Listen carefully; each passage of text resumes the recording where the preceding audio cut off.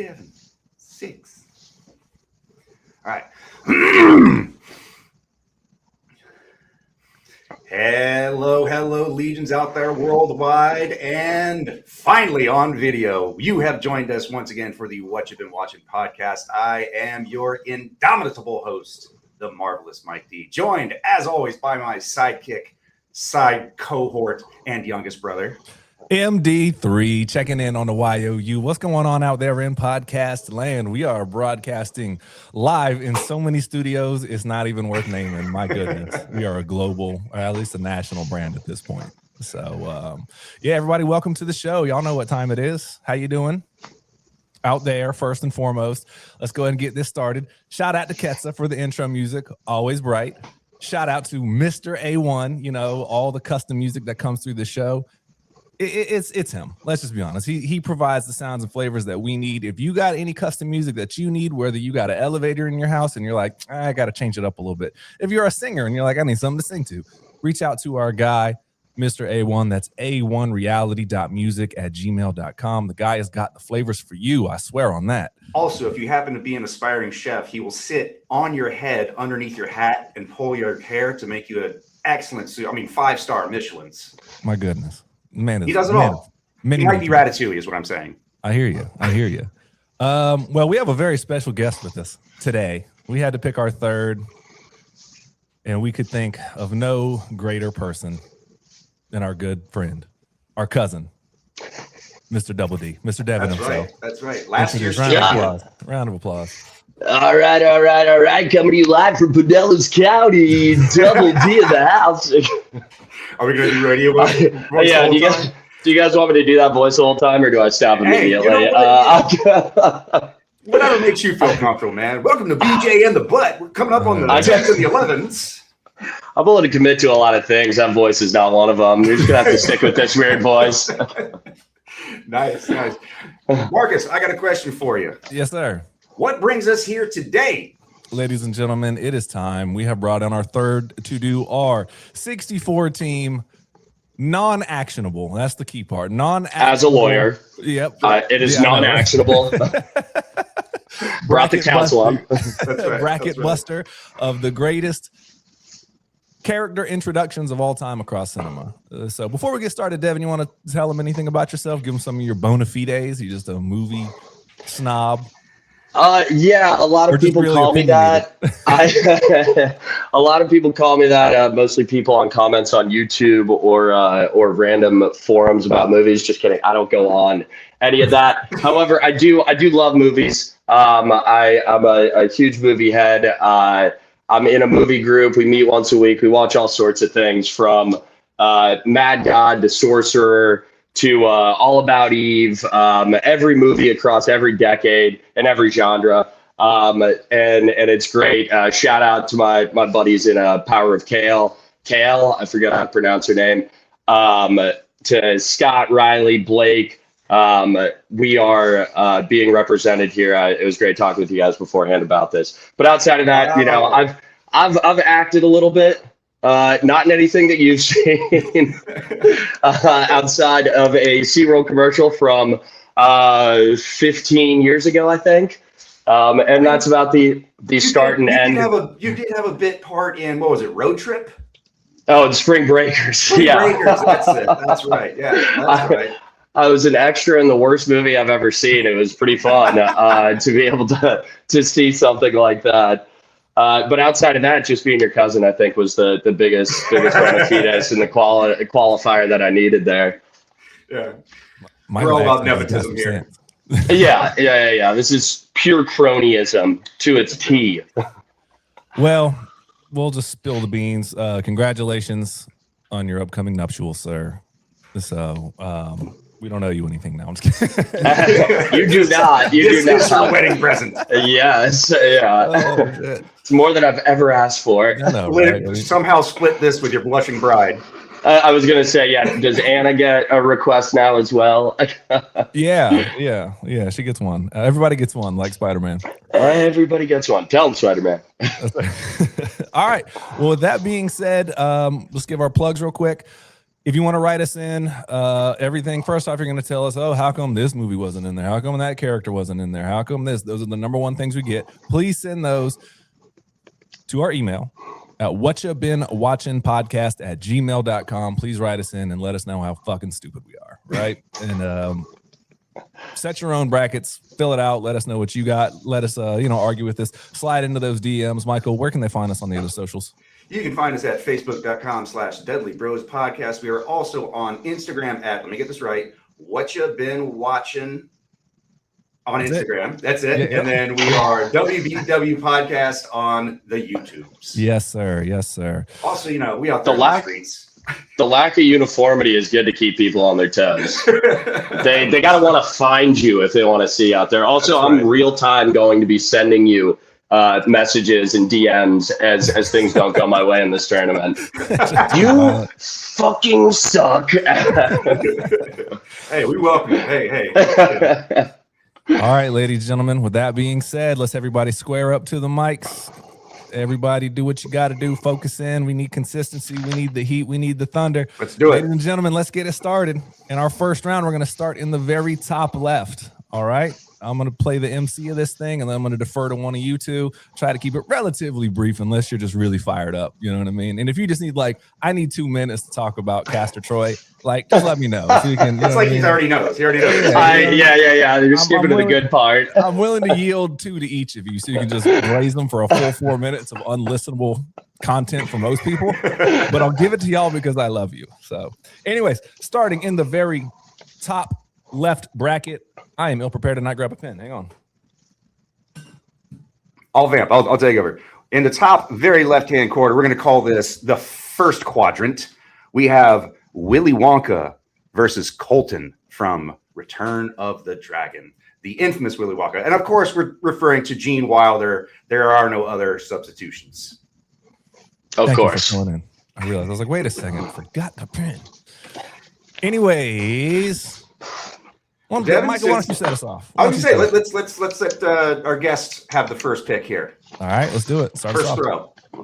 Guys, we'll lead off by saying RIP to Chuck Norris. I mean, that's the big lead in here. That's all that kind of needs to be said. It's great. His intro, the music swells. He's, he looks like a badass as he's coming off of the plane. He's got those mutton chops that are coming in here. Beautiful head of hair. And then he just beats the shit out of somebody. It looks pretty cool, but it just absolutely does not compare to what we see from Gene Wilder's Willy Wonka. I don't see this going any other way than a clean sweep. But, I've seen some crazy things, heard some crazy things on this podcast, so who knows? We do like to throw a wrench in. Yeah, do ya? But just because he's dead doesn't mean he should win. I mean, it worked for Heath Ledger. Anyway, all right, well, check this out. I guess I'll start us off second then. Michael and I have watched this movie in silence. The first time I showed this movie to Michael was just me translating, and that's where the whole joke of hold up, when he talks shit to the guy, he's like, and this American here can't even. He's like, what? And the one dude wants to fight for him, and Chuck Norris is like, hold up. Hey, where's my camera? Hold up. And he's and then he goes and handles his business. This way he steps to him, he's like, do you see this effing lapel? Do you see this chest hair? That's perfect. It's just, he doesn't say any of this, but it's all in the expression, right? Yeah, it's like, I had to invent a chest hair curler to get this look. That's how dedicated to this I am. His whole outfit is so premeditated. It's just straight gangster. I am going to say I'm going to side with Devin on this one. It's actually closer than I thought it was going to be, and maybe it's just sentimental because Chuck just passed, rest in peace. But it's funny, a lot of people have been sending me this clip being like, oh, yeah, you guys and Chuck. And I'm like, I've seen this movie 40,000 times. I can play it. You actually are missing segments of it. But hey, whatever. You ain't showing me nothing I ain't seen. Yeah, so I'm going Willy Wonka here for the win. Michael, where are you at? Under advice of legal counsel, I am also going to go Willy Wonka. However, I will say Chuck Norris's entrance on this deserves to be on this list 100%. I mean, just again, he gets his own soundtrack, he gets his own music cue, and then he walks in and just completely handles business like Chuck Norris always did. Chuck Norris didn't die; he conquered life and had to go find a new challenger. Amen. With that being said, Willy Wonka is moving on. All right, we're gonna go straight down underneath that. I'm just gonna give y'all the floor for a little bit here, right? Much like I just said. We have Castor Troy of Face Off fame versus Jay and Silent Bob in Clerks. Now, Michael is a huge fan of both of these things. So I'm kind of making him kill one of his darlings here. And that was the whole point. Yeah. So I can only, you son of a bitch. Yeah, so I can only tolerate so much talk about these things. So he's trying to knock one of them out early. So anyways, Michael, why don't you start us off? Castor Troy or Jay and Silent Bob? Oh, I have to fire the first shot? Yeah, you do, buddy. Oh, yeah. Let's hear it. Let's see. Just watch it. You can just squirm for 2 minutes. Let's go. I'm going to squirm. This is a literal Sophie's choice for me, you know. Literal? I mean, not that I birthed them, but you know what I'm saying. Okay, maybe not literal. All the more impressive. The opening sequence with Castor Troy, and of course everybody thinks that it's the scene where he's dressed up like the priest and he's going around and like squeezing the girl's ass and he's singing Hallelujah and stuff. This movie opens with Nicolas Cage committing infanticide. He kills a child, okay? Shoots him in the head, accidentally, albeit, but in the head. And he's got the great porn stash and he's smoking his cigarette as he's got it dialed in, and like it's perfect. It's amazing. And he's such a smarmy shithead that immediately you're like, ooh, I don't like this guy at all. And then he just doubles down when he dresses as the priest and he's being wild and manic and like, I could suck on a peach for hours. That being said, they didn't build a franchise off of Castor Troy, so I'm going to go Jay and Silent Bob. That's hilarious. And I don't like that decision at all. I don't like it at all. I wish that either way, I'm damning myself. So, but I wish that Castor Troy could go on and be the dark horse that he deserves to be. But I really got to think that Jay and Silent Bob, just in terms of movie intros, they built the whole franchise off those guys. So a very important distinction is where you consider his introduction cut off for Castor Troy. Because if I was wondering that yesterday, I was thinking about, okay, if it just stops here, sniper scene, that's insane. And you do get to see, and I literally wrote down on my notes, I have child murder in the first 90 seconds. Oh my God. It doesn't get more insane. This is a movie that I adore and I love, and Anna absolutely despises this movie. You can't and it's a point of contention. No. She needs to be able to rein me in on insane takes like this. But with the idea that the introduction stops at the kind of switch over to 6 months or 6 years later. And he's got the dead kid. John Travolta is at the FBI office. If we're not including that as a part of it, that certainly does limit it. However, I would absolutely still go Castor Troy because Jay is just a massive creep the entire time. That entire introduction, he's just talking about, oh, I'm gonna go get pussy and I'm doing this and I'm doing that, and it's like this guy kind of is weird, and I don't think that that's the actual like oeuvre that we end up getting from Jay and Silent Bob. They're not that terrible, like just perverts like sitting outside of a convenience store. But you guys are more tapped into that than I am. So you may be able to speak if that's a little more on flavor for them. So I still stick with Castor Troy because it's essentially creep versus creep. But I feel a much more spiritual connection to Castor Troy. All right, check this out. Very well said. Yeah, very well said. Very well said. I love how Devin's like, he's not as creepy as those two guys sitting outside. He like murders a kid, and it's like it was an accident. and that adds a little complexity to his character. Not to pile on here, but it adds a little complexity to his character about how, oh my gosh, I meant to kill this FBI agent with his son right there, but I didn't mean to kill his son. That was completely unintentional. Right. I would never do something like that. Except for the nuke that I just set up in Los Angeles to kill everybody in a mile radius or whatever he ends up doing. Yeah. Oh, Castor Troy. I just wanted to see. That's a bridge too far, man. No killing kids. Unless it's by nuclear hellfire. Yeah. All right. Well, I guess I'll cast the deciding vote. I'm going to go I'm gonna go Jay and Silent Bob on this one. Yeah. Castor Troy has a right to be on here. Again, remember, just being included on the 64, there's hundreds and hundreds of names that have made the cutting room floor, so he's definitely deserves to be on the list. I'm going to go Jay and Silent Bob just because it was something I had never seen before, just the whole, like, what is this? So, you've seen child murder before? I mean, one time in the 80s, but I did not enjoy it. So I'm going to go Jay and Bob on this one. All right. I hate you for making me do that, by the way. I fucking hate you. I love you for making him do that. All right, ladies and gentlemen, we're going to keep it moving straight down the bracket. In our next matchup, we have Blade from the movie Blade, and we have Hit Girl from the movie Kick-Ass. Two wonderful superhero films that have really cool intros across the board. You know, we can get to Nicolas Cage's character in that. He's not on the list, but he's got a great one too. But in this one, we have Blade in the nightclub scene, the very opening sequence, and when Hit Girl rings the doorbell and just massacres a bunch of drug dealers. So very cool. You want me to start us off? Or yeah, go ahead. Yeah. All right. Man, look, I love Kick-Ass. I've seen that movie dozens of times. I think it's actually one of the better superhero movies ever made. Full stop. Blade, though, is the godfather of it, man. The Blood Rave is the Blood Rave. You could play you could. It's much how like you could play the Blood Rave, and if the movie ended right there, you'd be like, "Well, it was a short movie. I enjoyed it." Right. I will be back to see that again tomorrow. All right. So I got to go with the Godfather on this one, man. I'm going Wesley Snipes as Blade in Blade, throwing blades. I'm sure the nightclub was probably called something like Twin Blades or some crap like that. So, Bladed up. Yeah. So Devin, why don't you go next, man?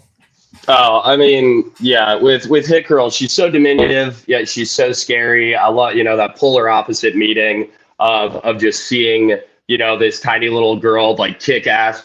Name of the movie, I said it. And the song choice was so funny. And it even shows like, she is vulnerable and she's learning. And so it's like a good character introduction about, who she is and where she's going to go. But it doesn't even compare. I'll just say 2 words. You already said the 2 words for Blade, but I'm not going to say them again. I'm going to save it because I really want to emphasize that when it becomes necessary to emphasize that. So we're going to go with Blade on this one. Good call. Michael, anything on Blade or Hit Girl? I think it's going to be a clean sweep for Blade. I mean, as much as I respect Chloe Grace Moretz's dedication to that role and the fact that she was such an impressive force to be dealt with, cool, but come on, Blade was so fucking cool. I mean, just cool factor alone. Like, for us comic book nerds, I may be saying too much, but like, wait, comic book movies can be this? Right. Wait, this really could have been this whole time. First modern superhero. We'll save it. Save it. No. All right. Well, Blade's moving on over Hit Girl. In our next matchup, we have the Shark from Jaws versus Minnesota Fats in The Hustler. Shark. Michael's just Shark, straight up. Shark. Animatronic on that. An animatronic versus like the introduction of a cool ass name, a cool ass occupation, and just a cool ass sense of everything that he has going on. His overall vibe is impeccable and perfectly played by Jackie Gleason. I mean, the name Minnesota Fats, I know it's based off of a real guy, right? Right. And and he just like looks so sick.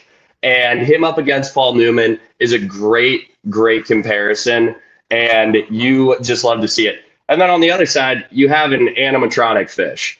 But the story that I know that's slander. I can't wait to use that against you. I'm just like, well, they're just actors. They're not real. They're not really doing the thing. They're just acting. They are emoting and giving us feelings. I know that Jaws Bruce gives us a lot, but it is hard to compare that. Like the build up to seeing it, but not seeing it is what was so scary. Not being introduced to it is what was so scary. And then you do end up seeing it, and the build up is great and it does pay off. But it's like it's not necessarily the introduction that makes the character of Bruce. It's the ominous, like just all over the place. He is everywhere that you don't want to be, but you are there, and he's going to find you, but you're not going to see him.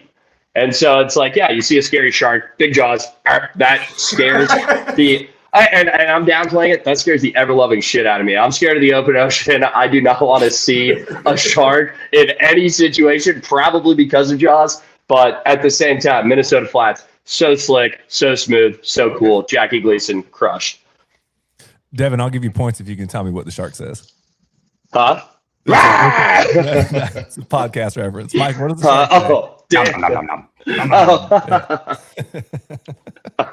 Points nonetheless. But look, check this out, man. 10 points from Slytherin. I know, right? I'm going to go, and I'm going to save it just because there's no point in dunking on a lot of the same things you just said. I'm going to go Minnesota Fats, actually. And part of the reason why is because you see the shark's fin a fair amount. Earliest tap out. I know, right? But no, you see the shark's fin several times. You understand. Well, that's it for us here at the What You Been Watching podcast. I recommend you go watch a movie and talk about somebody you love or not. Fucking, I don't care. Yeah, there you go. So you're rocking the new merch. But yeah, I'm gonna go Minnesota Fats on this one. I'll expand more on that later. Again, the shark deserves to be on the list. 1,000%. It's iconic. But my dog Minnesota Fats. Moving on. All right. I saved a little on that too. So yeah, I didn't go all in on it. I promise. I know Michael's hurt. Yeah. It happens. First Castor Troy, now the shark. Well, Jesus. I was pretty mad about Castor Troy. I'm like, okay, we got this pervert with long blonde hair talking about stuff, and then we got this other pervert. Okay, we'll go carry on. All right. This is going to be an odd matchup. We try to really distribute lots of different genres, and again, so we have Borat, Sacha Baron Cohen, and Borat versus Leatherface of the Texas Chainsaw Massacre back in, I guess, the 70s version, right? 78, I think. Wonderful. So we have Toby Hooper directed pick. There you go. So we got Borat versus Leatherface. Who wants to start us off? I'll go. For me, it's going to be Leatherface. Again, you talk about more in an iconic character. Borat's a highly quotable movie, but the introduction of Leatherface when he first opens that shed, and it's just like, what the fuck is this? You know, like it makes a serious life-changing impression in terms. I mean, like the stuff of nightmares. Fair. You know, Borat's funny. Like, hello, my name is Borat.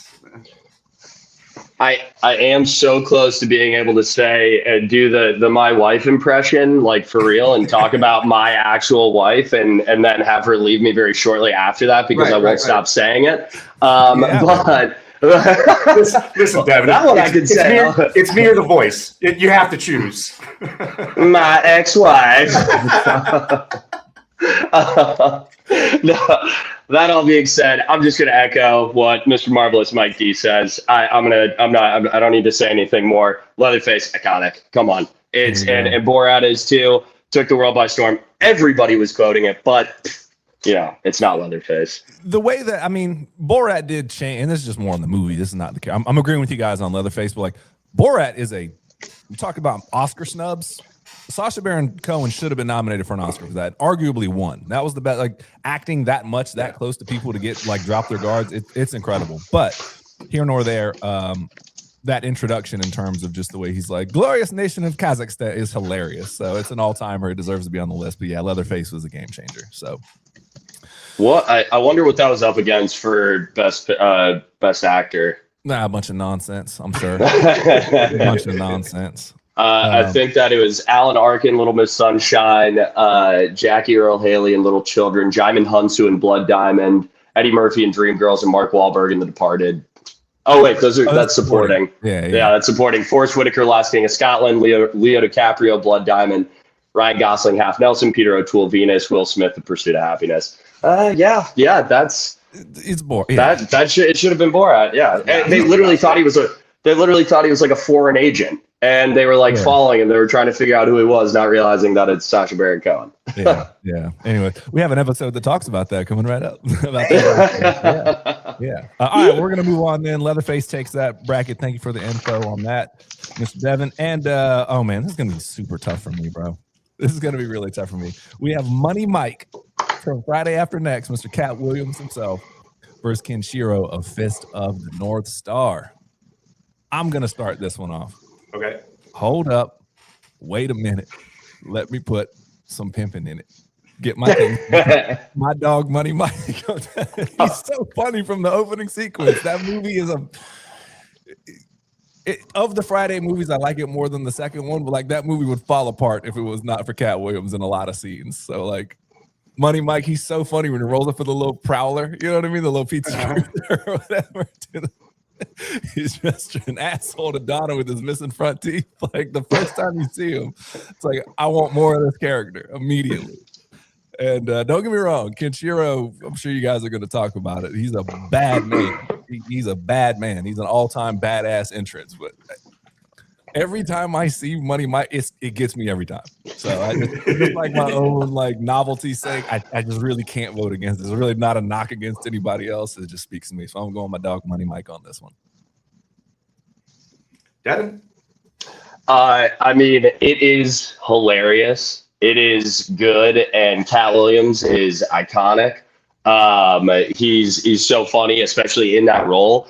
But at the same time, I mean, literally, like I had not seen Fist of the North Star, and so I get the introduction video. You guys sent it over to me, and it's literally just called the manliest scene in history. And it's like, how do you go against that? How do you go against that? It is the manliest scene in history. That is so badass. And it scratched this itch that I have for old style anime, like animation. I think it was like 88 or something. And it made me want to watch it so bad that we ended up looking up like the anime, the original, and we watched the first episode this morning. And it was like, this is badass. This is great. Yeah. I love his character. He's like a wandering, the kind of Mad Max character wandering about, like just helping people that he comes across. He's got his kind of band of misfits that he has. But that interesting, so sick. Money Mike is hilarious, but it's got to go to Kenshiro. That's incredibly fair. He does fold the building, and then people are like, these the idiots are standing there like, he just folded that building. Certainly not going to happen to us. Let's continue to be goons here. And he's like, the worst thing happened. You barely punched me. I feel strong. Yeah, it's pretty gangster.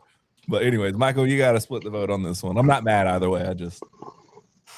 I mean, listen, Kenshiro in Fist of the North Star, especially his introduction where, I mean, literally people are stabbing him and shooting him with arrows, and he's just like, and he takes the dude and grabs him by the head and just squeezes his head until it pops like a grape. That's a great introduction. However, no, Money Mike introduces not only to the character of Money Mike, but to the character of Cat Williams, which has given us far, far, far more entertainment than we originally thought we could ever squeeze out of that. So I'm going to go ahead and have to give it to Money Mike by the thinnest of margins. This whole like spinning off, resulting in spinning off. It's not just because of their introduction that they have like the series, or we get to figure out their name. I mean, does it help? Yeah, to have a memorable introduction, but that doesn't mean that they are more deserving in this competition. It should be somebody, we're looking within a somewhat vacuum, I feel like, where we got it. Like, we didn't look at the entire Castor Troy thing about, we get to see this entire secondary scene. We are looking at the introduction alone. And it's funny, but Kenshiro, I feel like, tells us more about what we want to know about this character. Well, I want you to take all those feelings that you're feeling right now, and I want you to bottle them in, because they're going to come up again. So hold on. They're going to be real familiar. All right. Yeah, Money Mike's moving on. As we all know, once the pen gets involved, it's a wrap. Yeah. Oh, yeah. Now, yep. I would have zero problem with Kenshiro winning there. Like, honestly, it's mostly just like what touched me of these. It's like, I can't go against my nature on this one. So Money Mike is hilarious. Don't get me wrong. I don't feel too bad about that. All right. So in our next matchup, we have Nurse Ratched versus Miranda Priestley. So One Flew Over the Cuckoo's Nest versus The Devil Wears Prada. And I'm going to say a couple things about this one, why this matchup is actually a dynamite matchup. One, two powerhouse performances. And two, there's this thing that they do when you first see them. Nurse Ratched comes in and she has this like crest, like her garment or whatever, her coat or whatever, and she takes it off and she puts it on this coat, and it's kind of a nothing burger, but you can see that, and this is going to sound like kind of sexist or whatever, she like presses her boobs in so they're not like, you know, dominant or whatever.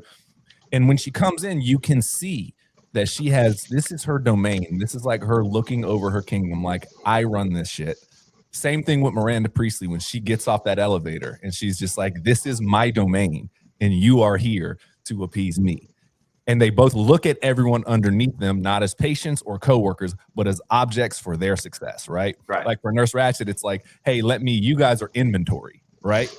Yeah. And for you, it's like y'all, and for Miranda Priestley, it's more like, I'm above you. I just need you to do what you do so I can make you all look good if you just do what I say, right? Right. So when you really think about what this matchup is in their intros, it really is two bad, I say this with respect, bad bitches, you know, coming in to just wreck shop, you know, and so that's why this matchup is here, because I thought it would be a really fun one. So that's all I want to say about the matchup. If you want me to say my thing, I guess I can. Yeah, go ahead. Roll into Jump in. Yep. Man, I'm really, really torn. As I think, giving all that's being said, I think I'm informed a bit more by Miranda Priestley's original introduction, right? Nurse Ratched, her delivery on that, when you look at it in isolation, right? If you just look at it in a bubble, you're like, well, that was cool, but you don't learn a tremendous amount about her character from that, right? You reveal later by her just the way she conducts business there that you're like, oh shit. So if you just look at that in that isolation, I'm gonna go with Miranda Priestley, but this is by like, I mean, sir, have you seen a hair to split before kind of thing? So that's my vote, but again, I won't be mad either way. So whoever wants to go next, Michael, you're close to the mic. Why don't you go ahead and fire us up? All right, can you guys hear me? Everything come through okay? I'll get close to the mic.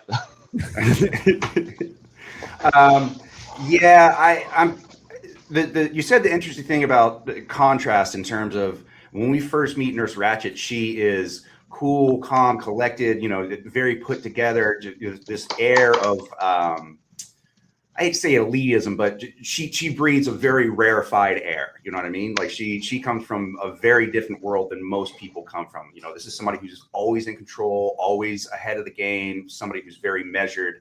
And then we see, like, as the movie progresses, that is completely not the case, and she's completely unhinged and just puts on this facade or this veneer of like, everything's fine, everything's in order, there's nothing to question here.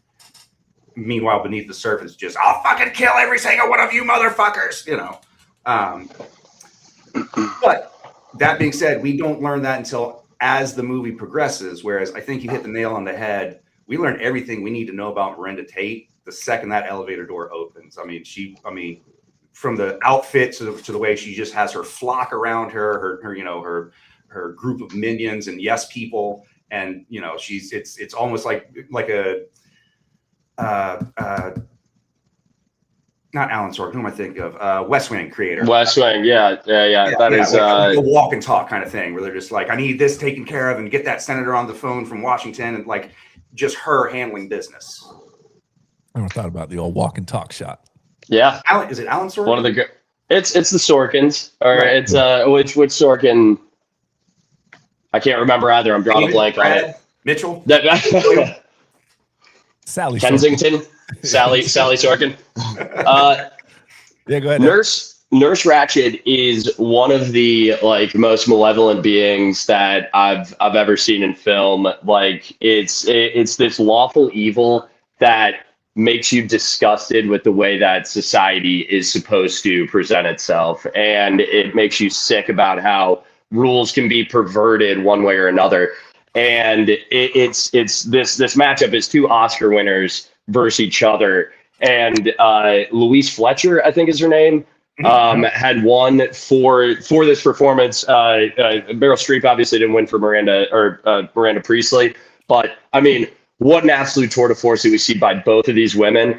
And I something that you said earlier about, you know, her like compressing her breasts just to be able to try, like, I think that there's something to that of her desexualizing herself in this area, because she is not viewed as a sexual being. She is just a force, and she is something that you absolutely cannot trifle with, because she will tear your head off. She will ruin any progress you've made with your psychotherapist, like we see with the stuttering guy later on. I mean, it's disgusting and terrifying. But the intro alone, do have to go Miranda Priestley for sure, because what a walk and talk, what a intro that we have before she's even introduced.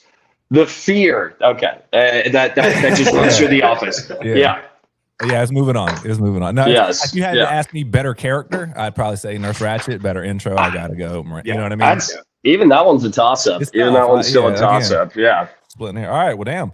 That was a good conversation there, gentlemen. Miranda, The Devil Wears Prada. Moving on. Yep. Because, you know, what's her name? She needs more accolades. Meryl Streep, right? Yeah, Meryl Streep. Yeah, she needs more accolades. What'd somebody think of Meryl Streep? that was my Sophie's choice, was Nurse Ratched versus Miranda Priestley. More apt. My Sophie's choice as I fell asleep thinking about it. Yeah, I'll do it. I'll do it on the day. that was a real time decision. I was like, I don't know for sure here. Yeah, no doubt. All right, we're gonna move on, ladies and gentlemen. This might be the most what you've been watching thing that ever happens. This next one, we have Pinky from Next Friday, and we have Ferris Bueller from Ferris Bueller's Day Off. Somebody start this off besides me. I'll lead this off, and I'll just say, well, fuck Ferris Bueller. I don't need to see this clown. Hang on. Yeah. Go 2 minutes. Yeah, I don't need to see Ferris Bueller. Yours. I said that's all I got. Fuck Ferris Bueller. I do not like his introduction. Don't like him as a character. This may be one of those stupid contrarian takes that I have that I refuse to identify as something I should rethink, and that he is just a fun, lighthearted character who's having a good time. But I'm just gonna go Pinky. I'll say Pinky. That's a funny ass character. This is not going the way I thought it was going to go, guys. This is not going the way I thought it was going at all. I'm just so glad to know that the Dudleys that die on Strange Hills doesn't stop with our family. Matthew would be like, yo, fuck that person for this reason. You're like, whoa. Yeah. Whoa. Anyway. I didn't even bother watching the intro. I mean, I was going to go Ferris Bueller, but I think I'm going to get outvoted on this one. Again, you talk about iconic characters, and you learn everything that you need to know about somebody just by his opening monologue, and just the way he presents himself, and his philosophy on life as he prepares to just fuck around. You know everything you need to know, but it's probably I'm gonna get outvoted on this one. It's okay. Look. Go ahead. It's okay. I want to vote for Pinky just because it's you're gonna vote for Pinky. I know you are. No, I'm actually gonna vote for Ferris Bueller on this one. This pains me. Believe me. I almost wore my Day shirt today. Man. Now, Pinky means far more to me than Ferris Bueller will ever mean to me. But the whole breaking the fourth wall thing is kind of I'm sure he's not the first character to do it, but in terms of he's probably one of the most memorable to kind of do it. So I kind of got to give him that, and just the whole shower scene where he's whatever. I'm going to give it to Ferris Bueller, but it pains me to do. So believe me. Pinky. Yeah. Clifton Powell is a what you've been watching Wall of Famer, so it pains me. Well, damn, that's the first round. That's the first round. There we go. That's our top bracket. The first quadrant. Let's keep it moving. We're on a roll here, ladies and gentlemen. My goodness, this next matchup, this is a powerhouse. Wait. Okay, so this is the beginning of quadrant 2. Are we going straight down or straight across? Bottom left. Bottom left. Bottom left. Bottom left. All right. For those following along at home, bottom left. In my Casey Kasem voice. All right. Dear Daddy. Dear Daddy, I have this letter from coast to coast. Your thoughts on Ferris Bueller really made me think. Oh, shit. Okay. So straight down. Next one. All right, next one down. We have Trinity from The Matrix versus Wolverine in X-Men. The very first one, the Bryan Singer with the black leather versus the black leather of Trinity of The Matrix. Michael, why don't you start us off, brother? These movies are right up your alley. As much as it pains me to, we've talked about it before, growing up, comic book movies were always kind of janky and a little bit hokey, and I was like, all right, it wasn't quite what I wanted, but we'll deal with it. Spawn, yeah. Wolverine's entrance is phenomenal because, again, at that point, he was one of my favorite characters. I think he's a little bit overused now, but neither here nor there. I can't be held accountable for what, accounts for public taste. Or I'm going to hold you accountable for it. Right. I've decided you are the one responsible for this. I object, sir. Yeah. But that being said, it's going to go to Trinity, not just because of how cool the character was, but also like they introduced us to a whole new movie making technology in the bullet time and the 360 rotation while she does that awesome spin, taekwondo kick, whatever the fuck it is, the spinning bird kick. But yeah, it's going to be Trinity. Again, this is by the thinnest of margins. If you talk about my love for a character and like how excited I was to see one, Wolverine absolutely tops it out. But the fact that you introduce a whole new movie making system just to introduce this character, not just to, but like this is the first character that we see with that, it can't be understated, can't be underrated. It's Trinity for me. I'll expand more on it later. It's Trinity. Trinity. There it is. Trinity. Yeah, just for Wolverine real quick, you do get a great characterization of him being a beast in a cage. He's just getting the hell beaten out of him just because he wants to. He feels pain. He's such a pained individual. Great. Deserves to be on here. Moving on. No one does self-loathing like Hugh Jackman as Wolverine, and that's the first. And it's great. And it's great. He's been doing it for 20 years now. Yeah. I really hate some. I've made $100 million playing this angry guy. Oh, this sucks. Oh my goodness! All right, this is torture. Chain me to the wall. Yeah. All right, we're moving straight on down the line, ladies and gentlemen. We have Colonel W. Kurtz from Apocalypse Now, played by one Marlon Brando. That's right. Versus Anton Chigurh of No Country for Old Men, played by Javier Bardem. The horrors. The horrors. I've seen horrors. I've seen horrors, and the only horror that I would not appreciate to see today would be Chigurh beating Kurtz. Gotta go with Colonel Kurtz. Interesting. Okay. Yeah. I also am going to go with Colonel Kurtz because, again, through the whole movie, there's this buildup of the mythos of who, and we can get into it later, but the mythos of who Colonel Kurtz is. And then when we finally meet him, we realize, oh, this dude is so much more than anything we've ever been told. And again, it's the incomparable Marlon Brando for whatever that's worth. Anton Chigurh absolutely deserves to be on this list. His introduction was a little bit abrupt, and I think that's sort of the point. But it doesn't have a whole movie leading up to it to finally reveal like, oh, this dude is off the rails. And you don't see how much of a Terminator he is like at that point. Like, yeah, he's persistent. He gets the cuffs out from behind his back. Like that's it, right? It's him getting pulled over by the cop and then going to the station. Yeah, and that's terrifying. But there are plenty of like points in movies where a serial killer just like sneakily kills somebody and gruesomely does it, and it sucks and it's horrifying. But like you don't get the full like myth behind him in this introduction alone, and it would be nearly impossible to do so, and he does so expertly throughout the rest of the movie. Points deducted for not saying all that in your Brando accent. But you guys have convinced. I'm saving it. I'm saving it for when I need it. I was going to vote Anton. I dislike it, but I'm not. Yeah. Of course, moving on. So Colonel Kurtz, moving on. Wow, man, this is crazy. Okay, I'm going to butcher one of these names, and I apologize. So we're moving straight down the line here. Well, one of them has no name, so. Yeah, that is one I will not butcher. The other one, it's going to make up for it. So we have from Seven Samurai, Kenbei Shimada. Nailed it. Shimada. Okay. Shimada, yeah. And the Man with No Name from A Fistful of Dollars. Now, a lot of people might not remember these introductions. So Kenbei Shimada is, I believe, the older samurai, the older Ronin that gets recruited in Seven Samurai. He's the first one to join the Seven. He's the one who provides it any sort of legitimacy. Right.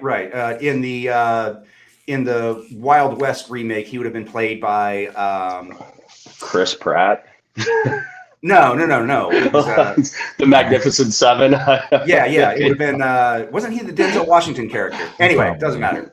Yeah. But he's the one that initially brings us on the journey of finding the seven samurai. So that guy, right? Am I getting the right guy? So he's the first one that we meet that the townspeople who are like about to get overrun by the raiders are seeking out. And he's the first one who agrees to help them for no cost to himself. He's just like, just give us some rice, essentially. Right. And I can expound a little bit more. We'll see. I'll follow up on this one. And then the man with no name is from Fistful of Dollars, right? Okay. Clint Eastwood, right?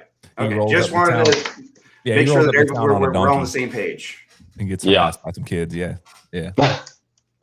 Anyways, go ahead, start us off. Somebody, I don't know, take it. Mine's going to be Kenbei Shimada. You talk about just a character. As soon as we meet him, we know everything that we need to know about him: nobility, honor, a willingness to fight for what's right, and the fact that he's able to convince other people to come and do that with him for literally nothing but the cost of their lives is pretty impressive. So. As much as I appreciate the franchise built on the man with no name, you just can't top Akira Kurosawa. Yeah, he built plenty of franchises just off Hidden Fortress alone. Yeah, exactly. Right.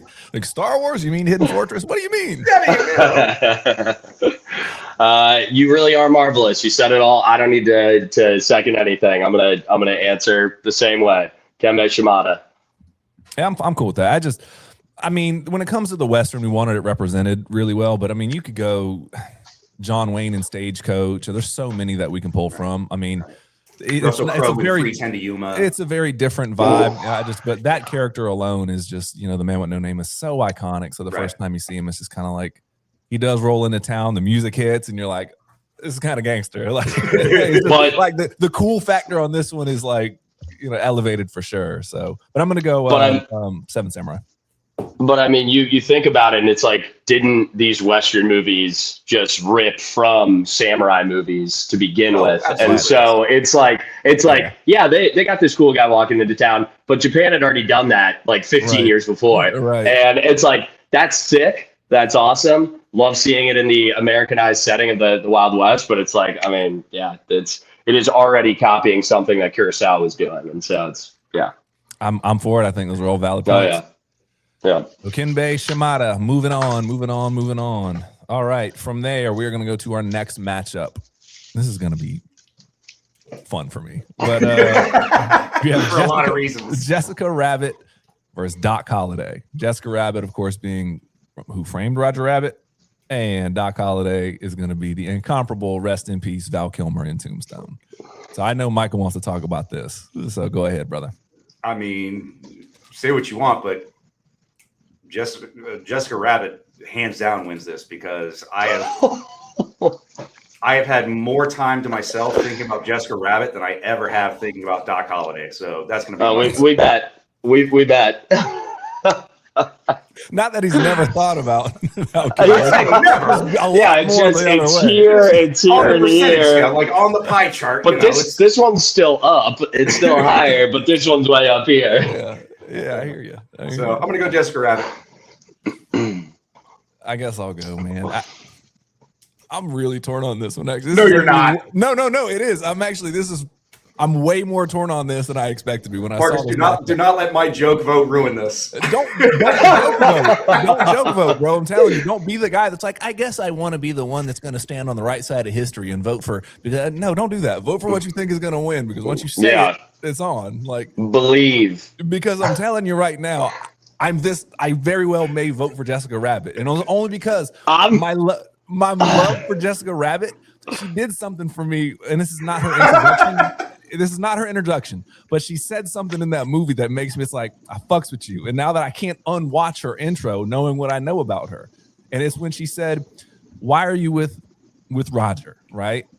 And she said something that was so cool. He's like, he makes me laugh. And I was like, that means there's a chance for all of us. I've been running with this premise my whole life, son. So, like, I fucks with Doc Holliday. That's my guy. But, like, I can't Make them laugh, make them breakfast. I'm telling you, dude. Like you think I'm joking. That's why I was saying, like, don't just joke vote because you might fuck around. Okay, and fuck well out, then I will switch my vote to Doc Holliday because I do. I'm voting for Jessica Rabbit, like legitimately, bro. Your change. Your change may not make too much of a difference because I am so torn on this. I am also sitting on a razor's edge. It is so good. It is so Jessica Rabbit's intro is so good, and this may just be a problem of the Dudley Boys just being horny for a cartoon character, and so. We'll start a different Legion of Goon for the modern term of Goon, right? I mean, Doc Holliday is one of the coolest characters. Him and Johnny Ringo. Oh, he's smart too. I'm certain I hate him. Right. It's just incredible. The cup flip, all that stuff. The introduction is him at a random poker table. Not surrounded by everybody else. We don't get the interaction that makes it so palpable between him and Johnny Ringo and who's the other guy? I can't remember. But yes. No. The lead bad guy. There's Johnny Ringo, who's like his second in command, and then it's Powers Booth. I know the actor, but I can't remember his name. Powers Booth. Yeah. But it's so I literally I don't know. I think I'm gonna have to go with Jessica Rabbit as well. Her intro is so good. It's incredible. You get to see the character. She is built up so well and built so well. She's just drawn that way. I was gonna save it for later. Guys. Moment of reflection. Are we really putting Jessica Rabbit over Doc Holliday on the intro scale? Are we really doing this? On the introduction, yes. They're great. Those are two massive movies, two incredible introductions. Yeah. No, I mean it's a good intro. Like all jokes aside, even if she commands, like even in the room that she's drawn, in, she commands every single bit of attention. You as the watcher, you're like, and who is this? I mean, granted, yes, she is drawn that way for a reason, or whatever. But like, it's the ultimate like sing girl call down. Have they done that trope 1,000 times? Yeah. If I can't recall a single other one except Jessica Rabbit, because once that one came out, I'm like, she did it better than all of you. I don't care if she didn't do it first. It's my mind of like when that trope comes up of like the singer that comes down that attracts the the villain's eye of like who is this or whatever maybe, or the good guy's eye. It's like, oh yeah, it's the Jessica Rabbit thing. So like, it's a dope intro. Blue Velvet comes to mind with what's her name, the singer in that. But it is like nearly incomparable. Not Diane Keaton. Diane Lane. Is it Diane Lane?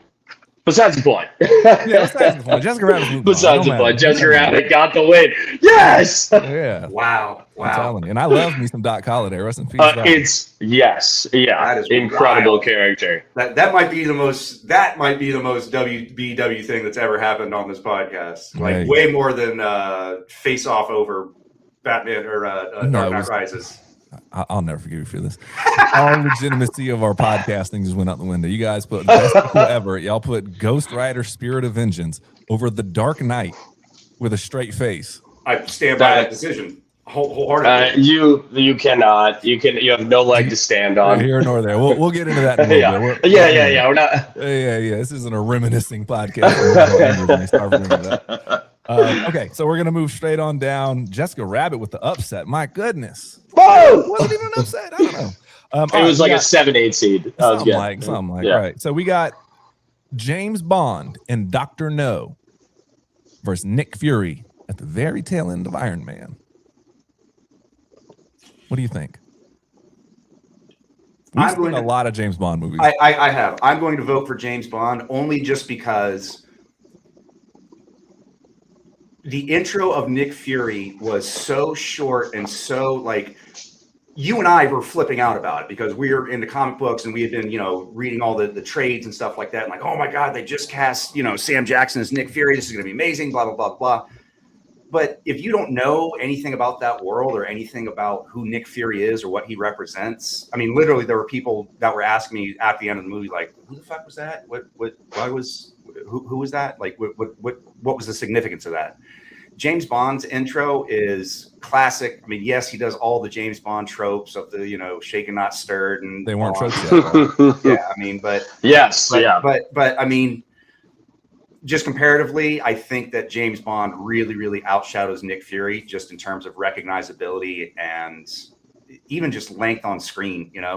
Gotcha. Just the Nick Fury intro was so short that you really didn't learn anything about who he was as a character. It wasn't until later movies like The Avengers. But so yeah, I'm going to give it to James Bond, Dr. No.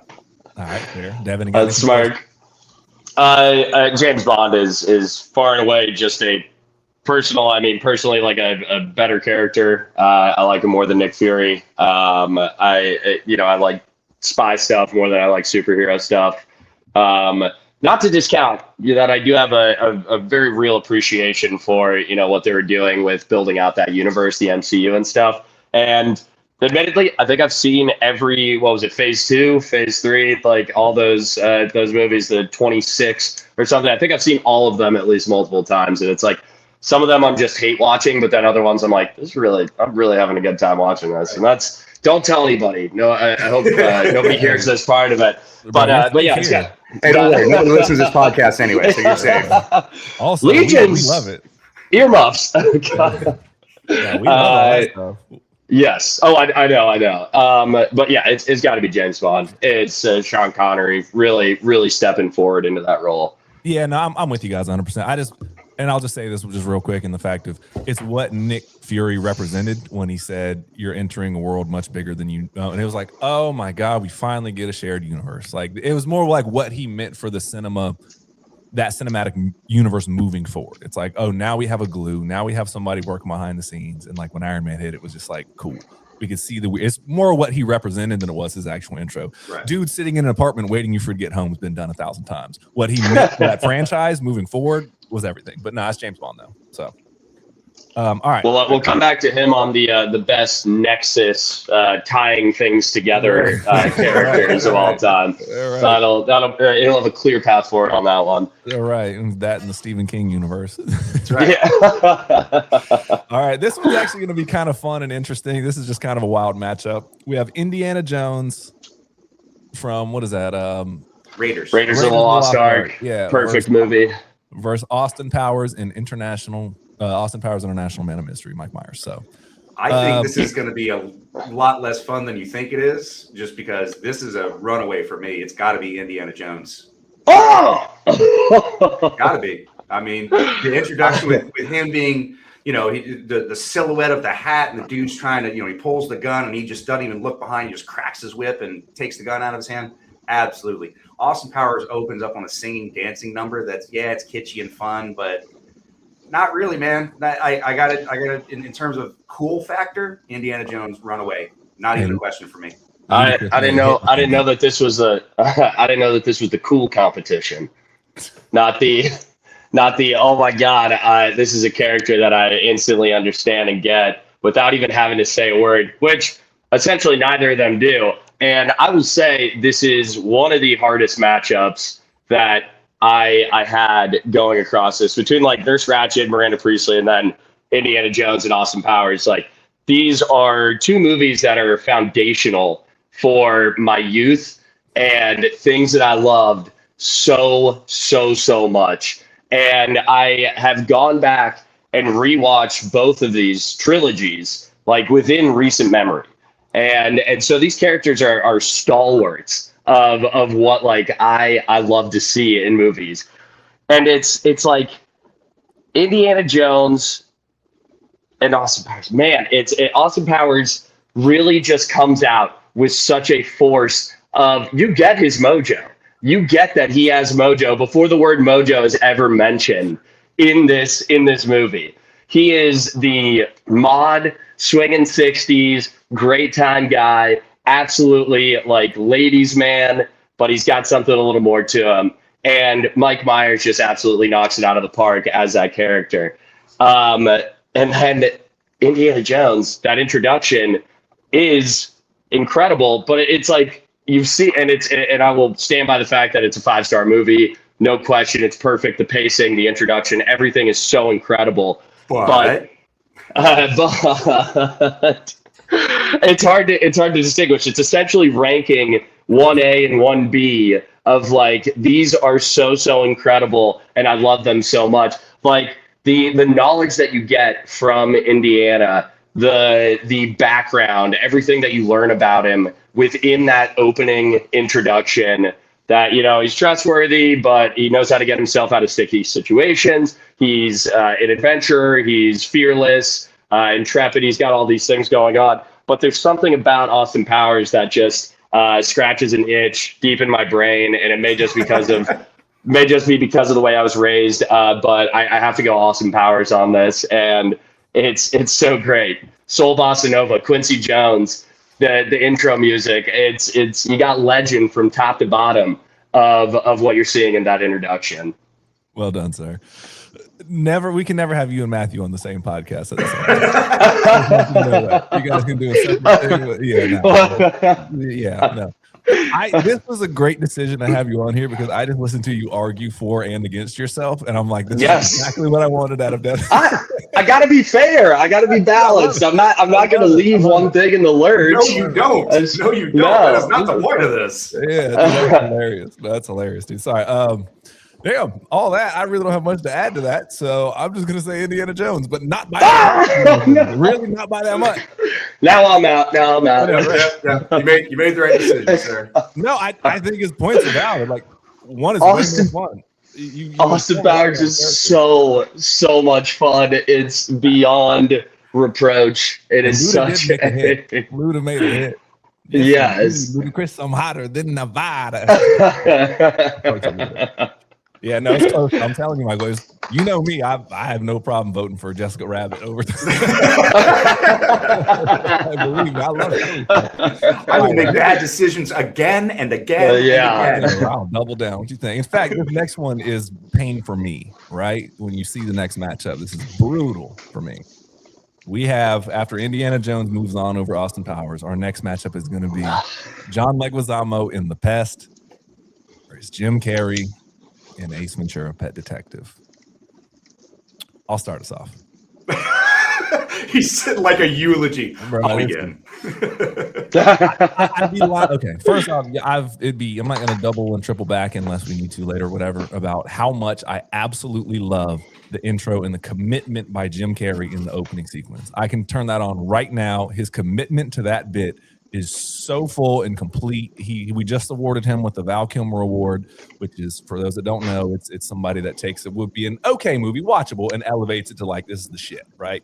Much like Val Kilmer in Tombstone, right? Much like we got a couple of them out there. Oh, Johnny Depp in Pirates of the Caribbean. So he's the newest addition. Put a pin in that. Yeah. Put a pin. Yeah. But so I've been on this podcast several times praising his opening sequence. I don't get a rap, though. I literally learn everything I need to know about The Pest in his opening rap. And one, you rap, so that's just incredible. And it's about, I learned everything. That he's a scam artist. Like, I get everything in a really fun song. And this movie means more to me than Ace Ventura. Point blank. I base my life off of this. It's my handles on things. It is an amazing movie. And I have based my life off this movie. And so it's like that Bill and Ted that'll kind of explain something about me. I'm gonna go The Pest, and I'm really just playing favorites. Like, I have nothing negative to say about Ace Ventura. It's simply just me playing favorites. Like, I like this kid better, so what? The other kid, I'm like, sorry, it goes like that sometimes. Ask your mom, she might like you better. Hey, good luck. That's all I got. You ever heard the expression, if you got to ask if you're the favorite kid, you know it ain't you? Yeah. No, I haven't, because I've never asked. Oh. Nice. Yeah, that's right, Maddie and Quinn. Hey, shout out to your siblings. Everyone wonders why I'm MD3.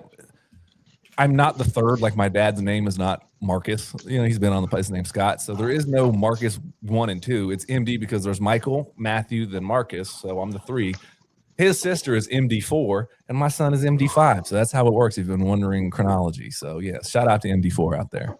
rewriting the history books on how genealogy and consanguinity works. I don't like it, whatever. It is what it is. Anyway, we love it. I'm going with the pass. Shout out to MD4. You know what? Strange as it may seem, I'm also going to go with the pest on this for the exact same reasons that you mentioned.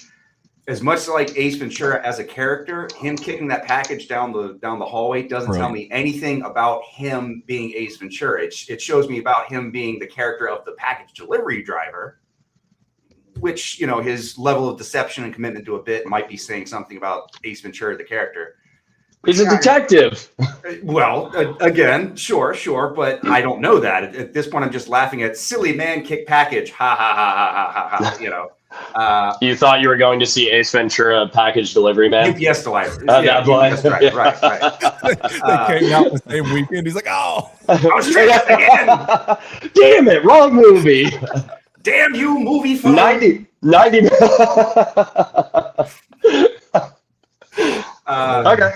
Yeah, I'm gonna go the pest for all the reasons that you mentioned, because we get to know everything we need to know about him in a self-aggrandizing rap.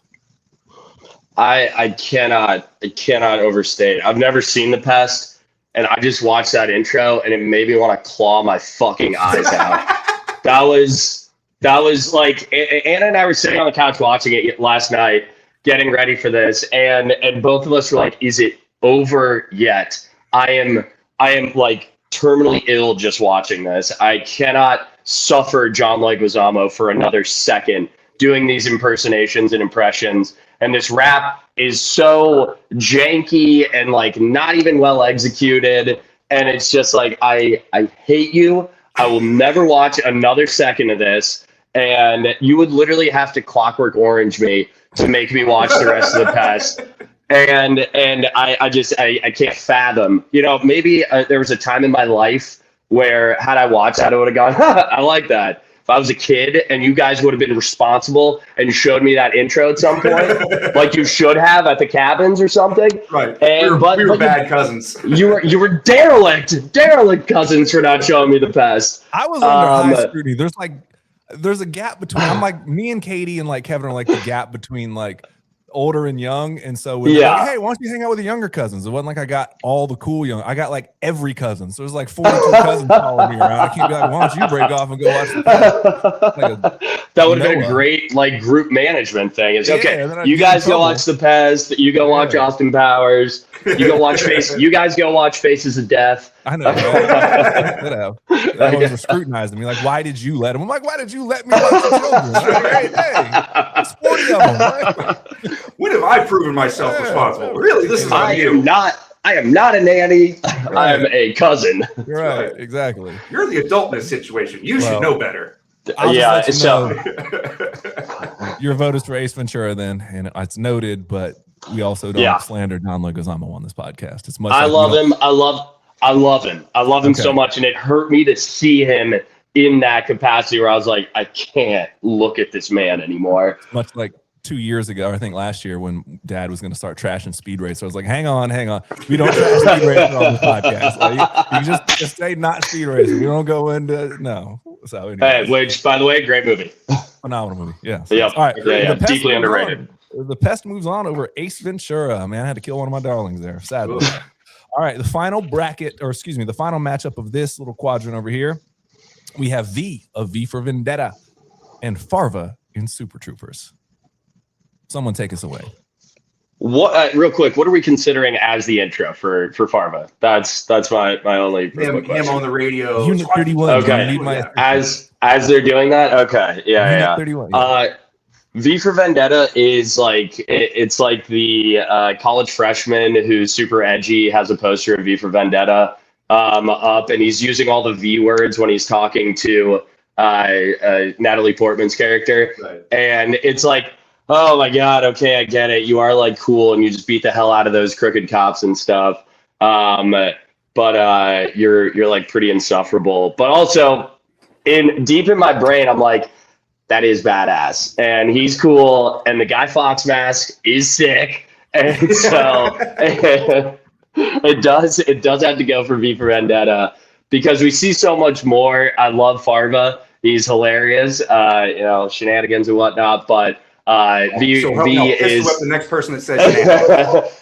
Hey, what's that restaurant with all that stupid shit on the walls? It's amazing. But I'm gonna go V.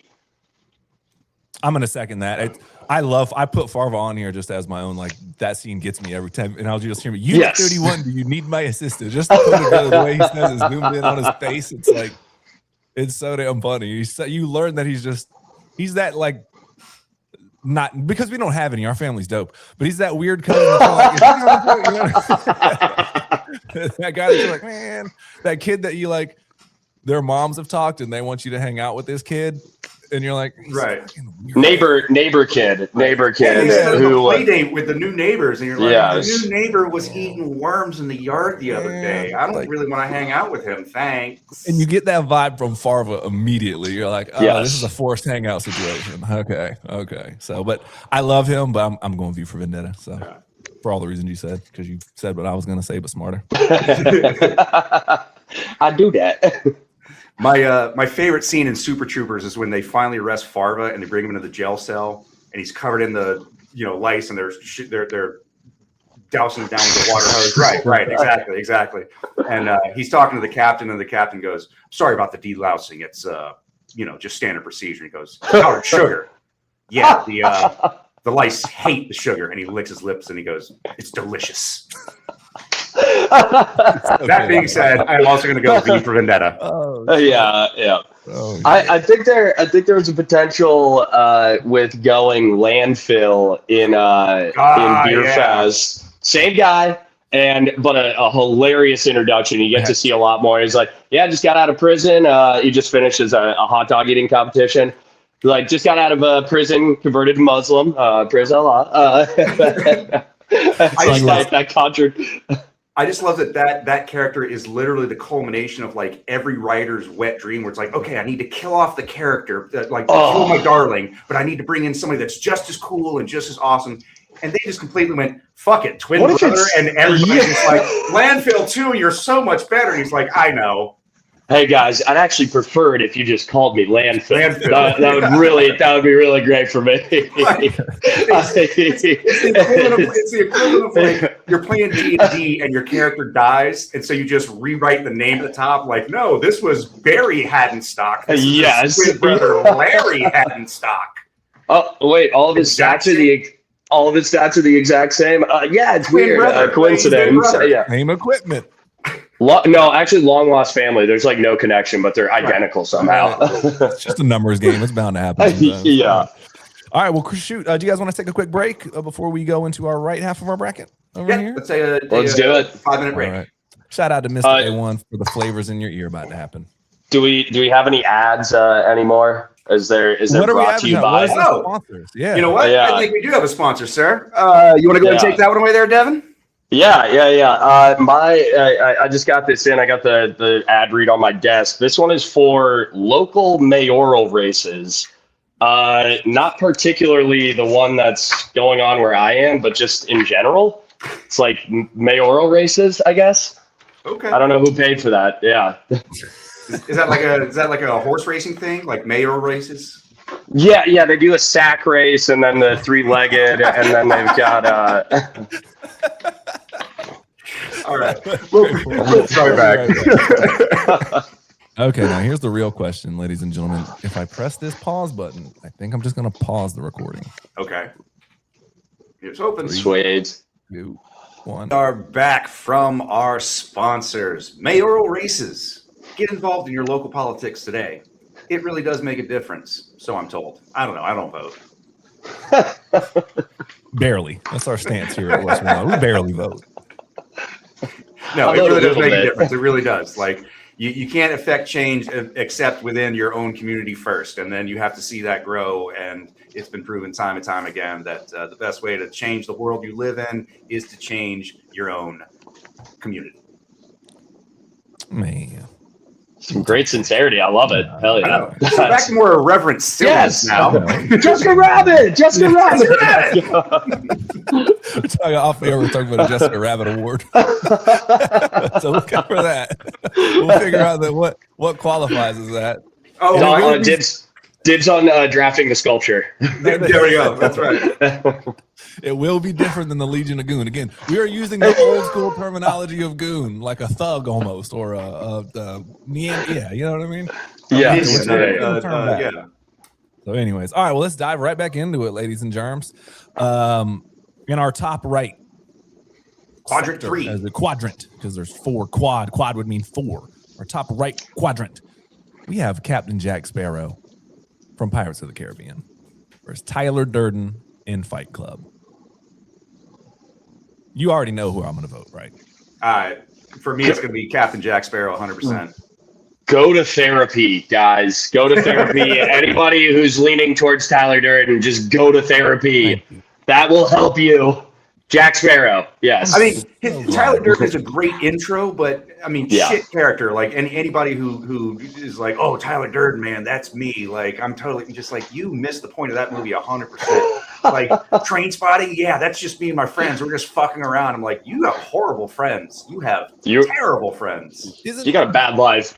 I know, right? Isn't Tyler Durden like where it starts where he like appears in random sequences and stuff like that? Yeah, I don't know.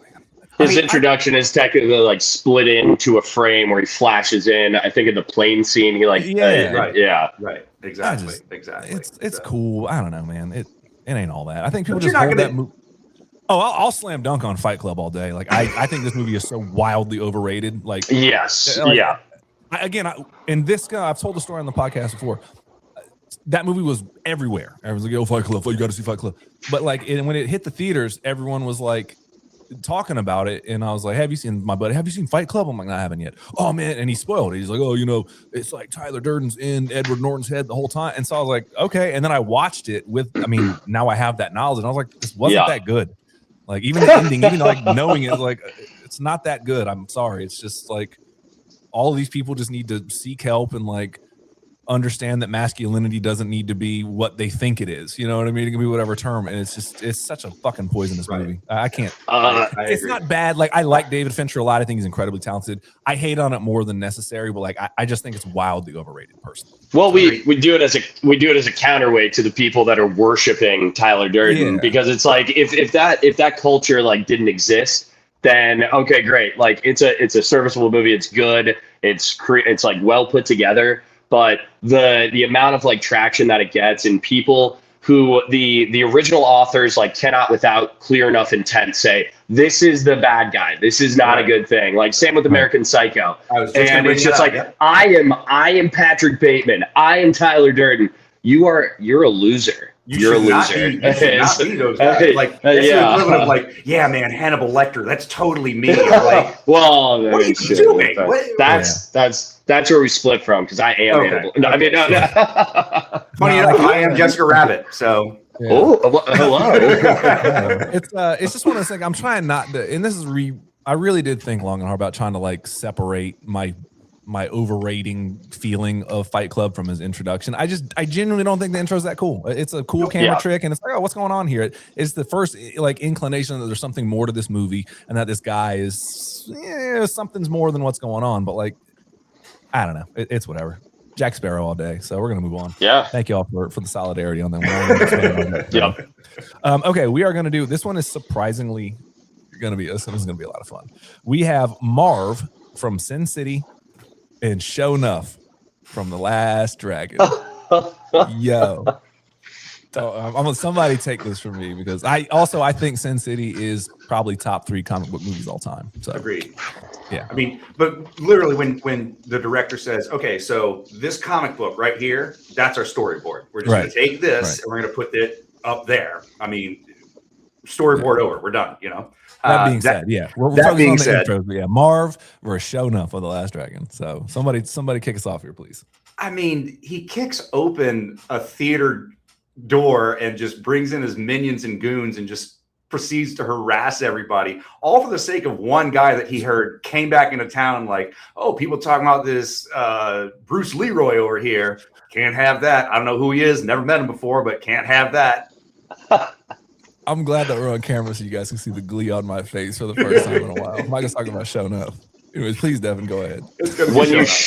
When you show up in a fit that cold, the introduction, I mean, you could do almost anything and it's going to be phenomenal. But to follow it up with what he does and just the overall vibe of just looking around what's going on is absolutely incredible. Hey, come on down here, sucker. Say that to me. And then roundhouse kicks a dude in the face. Just fucking. I love Marv too. Marv is my guy. I gotta go. No, I gotta go. Badass. Mickey Rourke with just like how Mickey Rourke thinks that he actually looks is Marv, I feel like. And it is so sick. I have been obsessed with, Sin City. Like I've loved that since the first time I saw it many, many years ago. And Marv was always like one of the best. He's a bad guy, but he's gonna do the good thing for the dame. And that's great. That is a really solid one, but Show Enough is a ton of fun. Marv also represents and we booted off a bunch of characters that were trying to fill this role, like Rick from Casablanca. Mm-hmm. He probably should have been on here. Whatever, here nor there. We talk about what's in front of us. But like the original like dude smoking a cigarette in the room, being cool kind of situation where it like pans in and he's like, oh, like he's clearly the badass in the room, or like the smart. You know what I mean? That trope is kind of like Marv represents that to the extreme, as it were. And so we really wanted to touch on that, where there's always been that guy that's like the smoke-filled room, and he's like the cool dude. They're like, see, back when he's got the air of mystique around him, to where like somehow in a room full of people, he draws all the attention. Yeah. Oh, that guy! You don't mess with that guy over there. Exactly. That's a dangerous man. Right, and so they call him Sheep Fucker Bill. You don't fuck with Sheep Fucker Bill. Yeah, definitely don't do that. Especially if you have sheep. So my guy Show Enough moving on. No questions asked. I like that a lot. I really thought that was going to be a bigger argument, but you guys see the bigger picture. I'm glad. It's awesome. More on him later. Yeah. Moving on. All right, in our next matchup, we have Emily Blunt's character. I'm going to butcher her last name, but welcome to What You've Been Watching podcast. Rita Vrataski? Right? Nailed it. Okay. 10 out of 10. Got from Live, Die, Repeat, or Edge of Tomorrow, whichever version you want to talk about. Or we have Les Grossman, Tom Cruise's character in Tropic Thunder. Now, remind you, they were both in Live, Die, Repeat, or Edge of Tomorrow. I said, let's match them up as characters. She saved him in the first one, and now she's got to go head-to-head against a terrible alter ego in Les Grossman. So somebody start this off. I'm passionate about both of these, but yeah, go ahead. Quick reminder on Rita. He just walks by. Tom Cruise's character just walks by Rita as she is like doing the training and showing all that, or is it on the beachhead where? That's actually a good question. Because I was struggling. I think the first time, like, there's a glimpse of her as he's being brought in to the military base. Right. Yeah. But I'm going the beachhead, man. Yeah. I'm pretty sure that's her first like scene. If so, then I miscalculated and I thought that was. But I'm going with the beachhead where she just ransacked shit. Although technically, let us know in the comments. Her first appearance technically is her face is on the news. Is on the news, right? So that's not an intro though. That's not an intro. It's like, look, man, if y'all only knew. I was trying to bring Thanos on here, but everyone's like, oh, it's because there's so many post-credit scenes with him where it's like, I don't know, man. The version of Thanos where he's walking over Asgardians, where they spent an entire section of Marvel just reminding us how badass Asgardians are, and all you see is just his feet just stepping over them, and then he just gives Hulk the business. It's like, no, that version doesn't count, because it's like, so I'm going to go with the beachhead, her kicking ass. I'm making the executive decision. Get mad at somebody, get mad at me. Write me at What You've Been Watching podcast at gmail.com. I'll forward it to Michael. So there we go. And his home address is 591. No, yeah, I know, right? Yeah, that's what we're going with him. Her versus Les Grossman of Tropic Thunder. And Les Grossman, we catch him on the screen getting brought in. He's talking to Damian Cockburn. He goes, Where the fuck is the key grip? Right. I want you to walk over and punch that director in the fucking face as hard as you can. As he does. Yeah. Yeah. Dive Pepsi. Oh, somebody go, man. I'm telling you. Yeah. What do you think, Devin? This one is another one that's kind of very split because I love Edge of Tomorrow so much as a movie, and Rita Vertasky, Emily Blunt is one of the most badass female like action heroes that we have, especially in recent history. But she stacks right up there with like Ellen Ripley. And it's just something that you like her introduction of her kicking ass on the beachhead is so sick. The power suits, that like punching, it's awesome. But Les Grossman, Tom Cruise, who I didn't even realize was Tom Cruise, until I think the second or third time that I'd watched the movie, is such a hilarious powerhouse. I'm still gonna give it to Rita because that tour de force and that type of action, I love to see, and I love to see more of. Even with how subversive Les Grossman is as this Hollywood producer. And overall, I would probably go Les Grossman as a character, but that's not what we're doing, so I'm going to go with Rita. Michael, go ahead. Man, I am razor's edge here because I think it's been said before. Her introduction on the beachhead, where she just is laying motherfuckers out left and right, is pretty impressive to watch, and I love a good action sequence, especially somebody who looks as good as Emily Blunt doing it. So let's go. That being said, I think I'm gonna have to go Les Grossman on this one, just because that you talk about a tour de force, somebody who took over the entire scene the second that he showed up on camera. Like none of the other actors in that scene mattered until Tom Cruise stepped in as Les Grossman, and I was like, more of that. So I got to give it to Les Grossman by the thinnest of margins. Just so thin. Completely fair. This sucks. So I wasn't gonna do this, but because I overrode it, now I'm like, man, she does technically show up in other scenes before that. But man, that's her introduction, damn it. I don't care. Man. I think I'm gonna have to go Les Grossman. You know what? If you would have said Rita, I think I would have gone back and said no. Actually, I have to change it to Les. I'm not mad about it, but I'm glad I get to be on the record as going Rita. At least we have one. She deserves one. Right. She deserves one vote. I'm glad it's me. It could have been any one of us, but I think that was the right outcome. Beat 30 other people on this bracket. Easy. Yeah. Easy. Oh yeah. You know what I mean?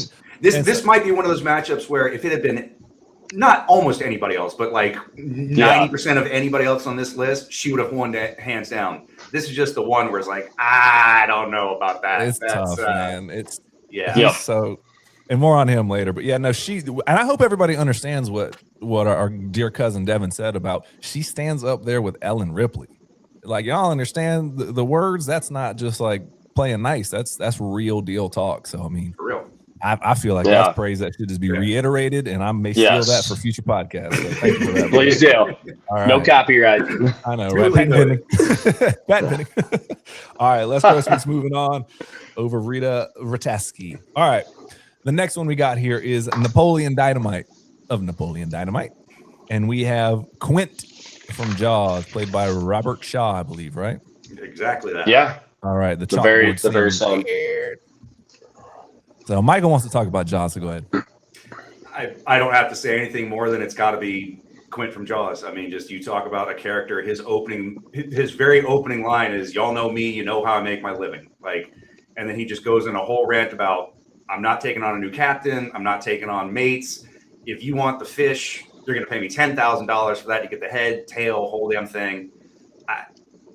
You talk about an opening monologue where somebody really presents themselves.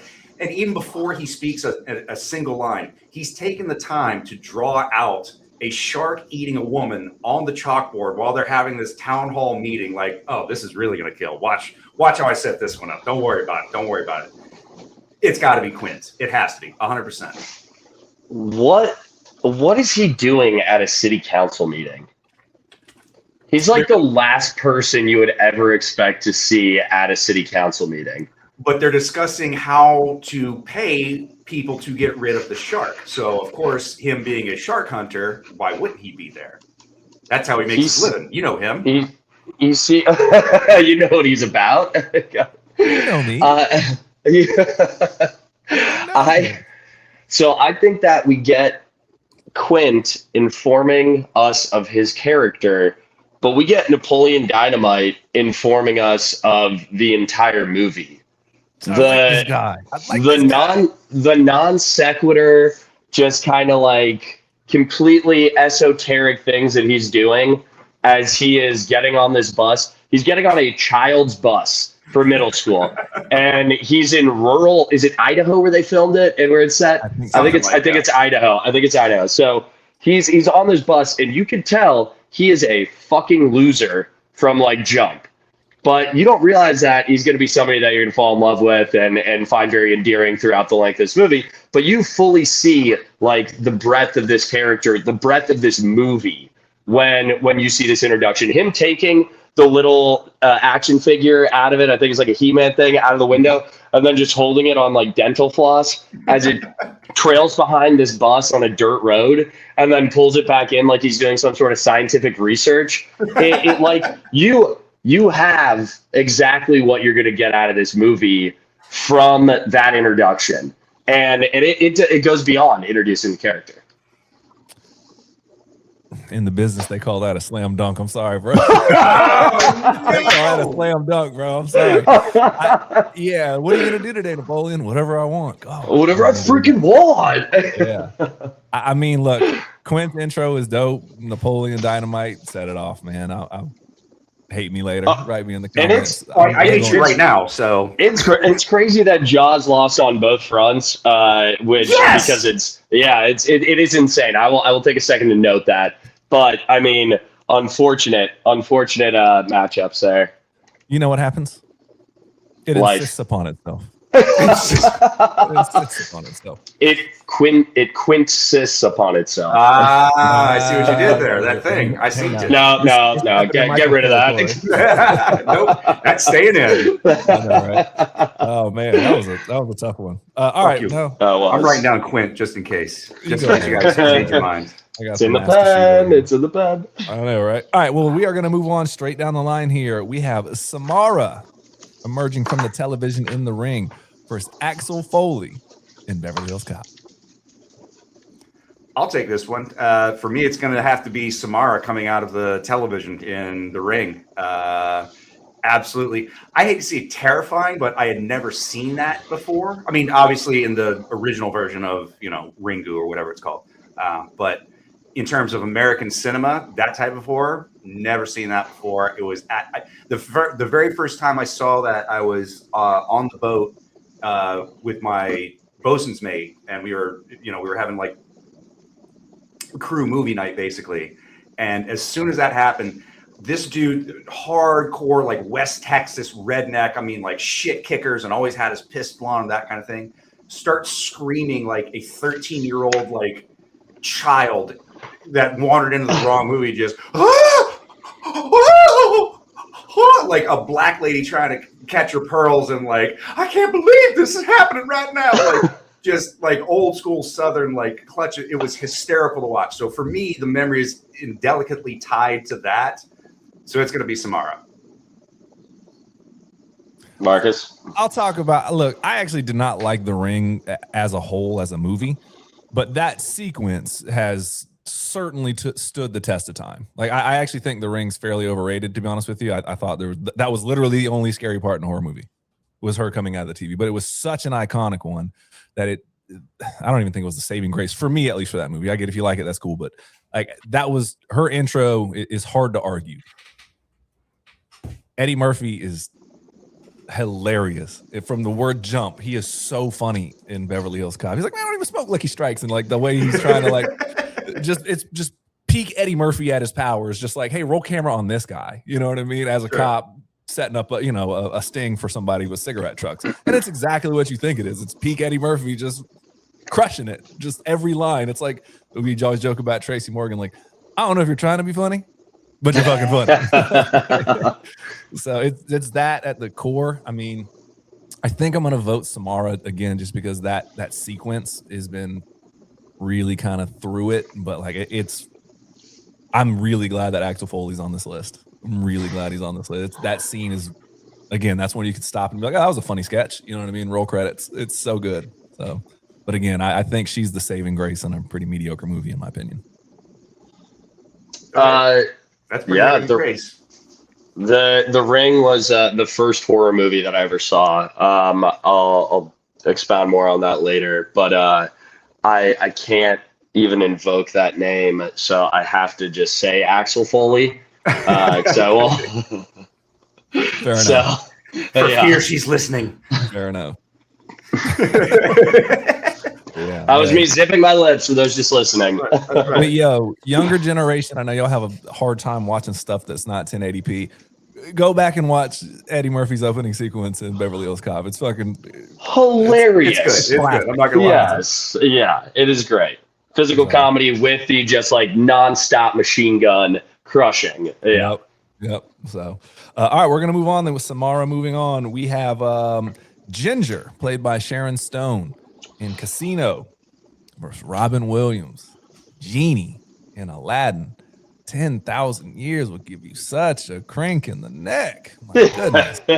Somebody take it from me, please. Yeah, somebody take it from me. Spinning the head around. I mean, how many different impressions that we get jam-packed into that Robin Williams song is like undeniable. And he just obliterates as Genie. That is so much fun. And so it's got to be Genie. I mean, Ginger, wicked lady, troubled lady, and you see it all right there in her introduction. Right, very femme fatale. Yes, yeah. Well, it's not. It's like even beyond femme fatale. It's just like kind of a sad caricature of a woman who's found herself in this trap of like, I have to keep going in this direction. She's like a shark where. She's like Bruce, but where she gets eliminated unfairly and also losing. Exactly. Thank you. Yeah. But oh god. Oh no, you're good. Keep going on Ginger. And it really is just like a horrifying caricature of this woman in this setting. And Sharon Stone, so incredible, so beautiful, crushes that. You are like, okay, I stay away, but it's like at the same time, what if? Okay, right. And I can fix her. I can fix it, yes. And Robert De Niro thinks he can fix her, right. But money's not the answer. He thinks they're gonna. He thinks he can control her business relationship. Yeah. There's a code.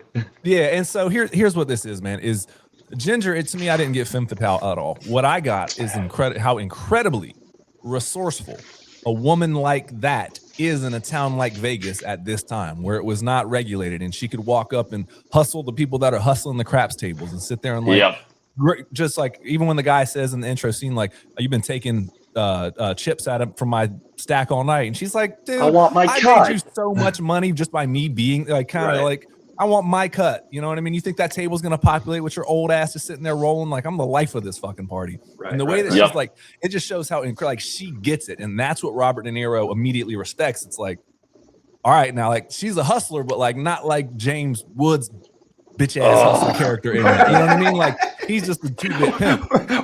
Why did James Woods hate? Oh, man, I'm saying his character's a chump. He's and also justifiable for a lot of reasons. James Wood kind of sucks as a person. Okay, also that. Right. Like Ginger, so we can hate on him. Yeah, no problem there. Yeah, but no, like Ginger is real deal with it, man. She's like the final boss of this. Like, oh, these vipers or whatever that men are gonna like stare. Like she's like, yeah, I am, and what of it? I'm the best at it. And Robert De Niro sees it and it's like, yo, you're a business in yourself. And like, so her opening sequence is like, I'm hooked from the jump.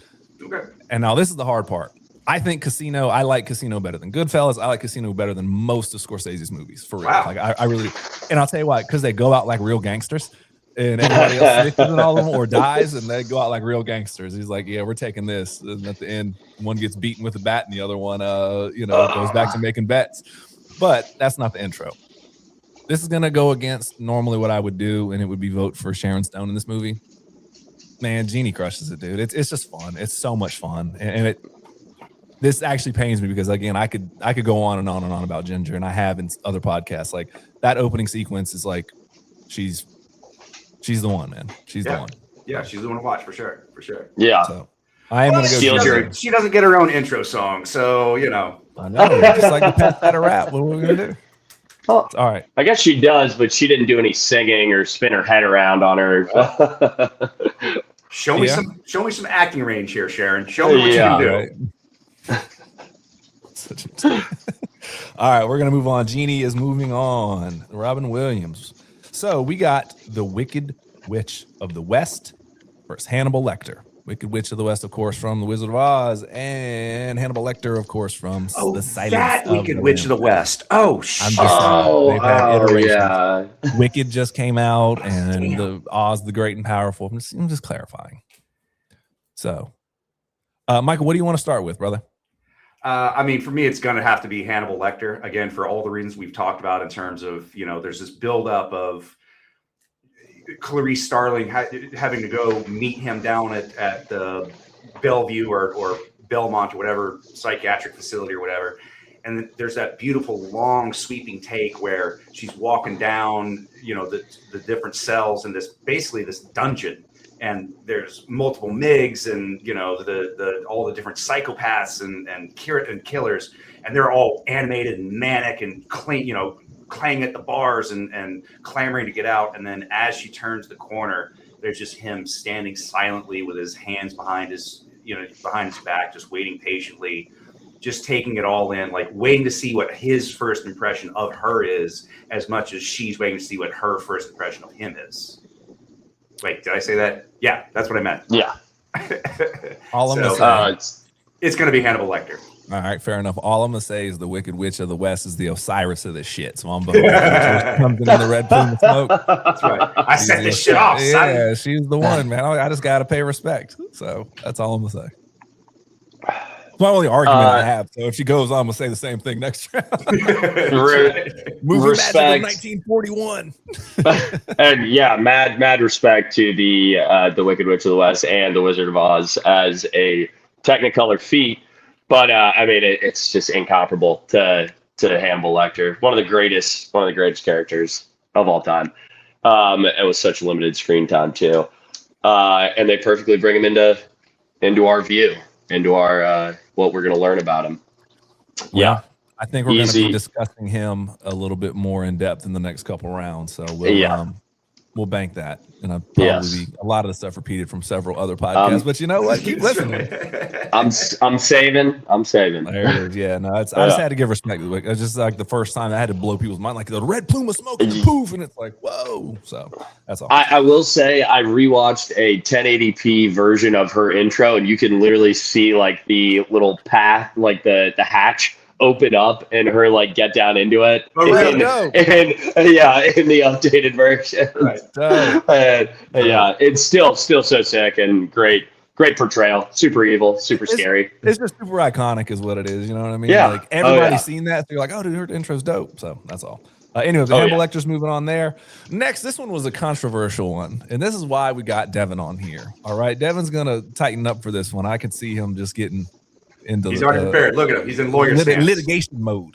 Your Honor. We have Jules. We couldn't decide if it was Jules or Vincent, much like Jay and Silent Bob. We have Jules and Vincent of Pulp Fiction versus the dude, Mr. Lebowski himself, Jeff Bridges in The Big Lebowski. Devin, I know you are just frothing at the mouth, and I'm just going to yield for a little bit here. I mean, first of all, yeah, it's two people and they're having this conversation about what's going on. The conversation is, you know, not that interesting, which is what makes it more interesting once you know what's going on. And so they're just talking about, oh, you know, I've been here, I've done this, I've done that. And, oh, what do they call this? It's a quarter pounder with cheese, Royale with cheese. Great. Lay Big Mac. Yeah. And then boom, they open up the trunk, grab their guns. And then we figure out, oh, they're hitmen, they're assassins, there's some sort of, you know, criminally related contact. But at the same time, it's like, it's less about the characters in this instance. And it's more about Quentin Tarantino's ability to make us care about a conversation that doesn't mean anything. It's not. What's the weight of that conversation? Like, what is that? That doesn't impact the story. It just tells us like, oh, these are guys who are shooting the shit. Right. And it's literally a nothing burger. Yes. Yeah. And like big nothing. And so what do we actually get out of that other than showing that these hitmen like are having normal conversations before they go and kill somebody or shake somebody down when they're going into the apartment with what's his name. And that's like, it's interesting filmmaking and it's captivating, but it's not something that rises to the occasion of an iconic like character introduction. Sure, it's quoted a lot, and it's like this weird line of it is quoted, it is seen all the time and imitated all the time, but it's less about learning about these characters and more about Quentin Tarantino's filmmaking style. Whereas with The Dude, you get to see one of the most interesting characters in cinema actually come to light. And it's literally just him smelling milk and walking up to the checkout counter and opening the milk. You see how fucking lazy and like how lame of a person he would likely be, but there's just some untouchable quality that makes you want to like be around him, and that people hang out with him for this reason. And it like, there's this magnetism that you get from it, and it's just Jeff Bridges crushing it. And it's like, it's so great. So I got to go with The Dude on it. I thought you were going to shit on our entire process during that. That's what I was like. First off, you two fucking morons. You need to decide. No, I'm actually completely on board with Jules or Vincent, but I think that both of the conversations are equally kind of like, oh, you know, Vincent is more traveled, yet Jules knows more stuff, like street smarts and stuff. And so I guess you get that from them based on them going, oh, I went to Holland, I did this. And then I forget what Jules is explaining to Vincent, but about sewer rat tasting like pumpkin pie, but you wouldn't know because it's filthy motherfucker. Right. Yeah. I hear you. That was great, though. That was great, dude. That's, yeah. Anyways, Michael, what you got, man? The Dude or Jules and Vincent? I mean, I think he hit it right on the head in terms of the conversation between Jules and Vincent lets us know exactly kind of what this movie is going to be about. It's going to be a lot of, I hate to say pointless conversations, but it's esoteric. Very esoteric conversations that are based in just everyday conversations. Just it's sort of, we're talking about this nothing that happens every day, but what does that mean in the greater sense of who we are and whatever. Like it goes on very, very like highbrow sort of, you know, very high level thinking very, very quickly.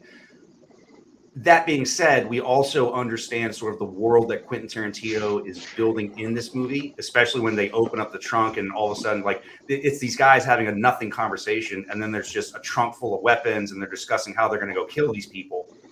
So it's very dark humor based in almost mundane reality, which is kind of what that movie is really, really about.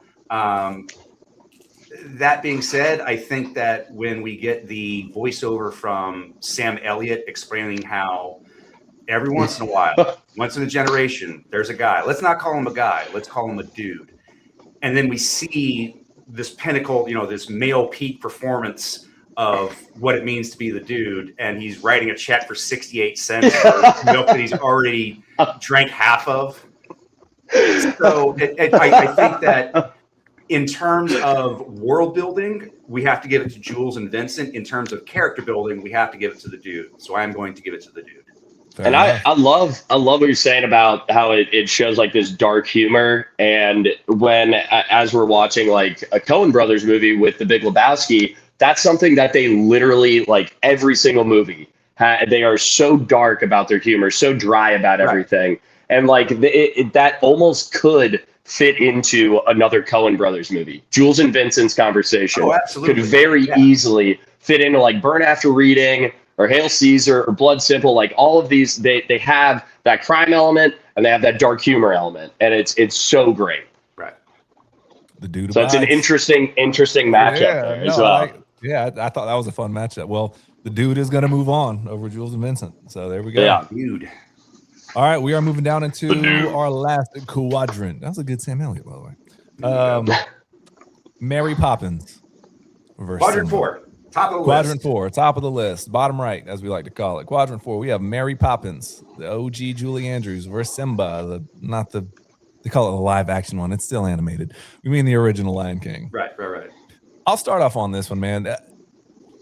I'm gonna go Mary Poppins.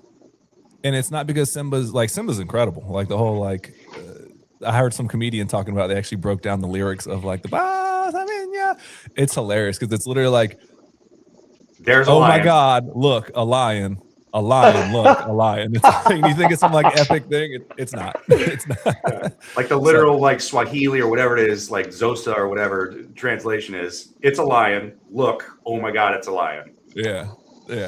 So I'm gonna go Mary Poppins, and again, kind of for the same reason of the Wicked Witch of the West, is just coming down on the umbrella. It's just so iconic. I mean, yes, people do the and holding up on the Pride Rock or whatever, incredible sequence, but it's more that's more like a ceremony. I feel like I learned a lot about the ceremony in the world, but like Mary Poppins just coming down, it's like it's been parodied and ripped. Like it's just so deep in the lexicon of cinema history that like I feel like I would be doing it a disservice not to give it the credit here. So I'm gonna go Mary Poppins on that one. I'm probably also going to go Mary Poppins because even before that, going back earlier in the story, the two kids write out what they think their ideal nanny would be, and they hand it to their dad. He, this is silly in no way, and he rips it up and throws it in the fire. Somehow it all forms and finds Mary Poppins, and she's like, yes, this is the job for me. And then comes down on her umbrella, and it's this magical situation where like, oh, this is literally a descending angel brought to bring this family together.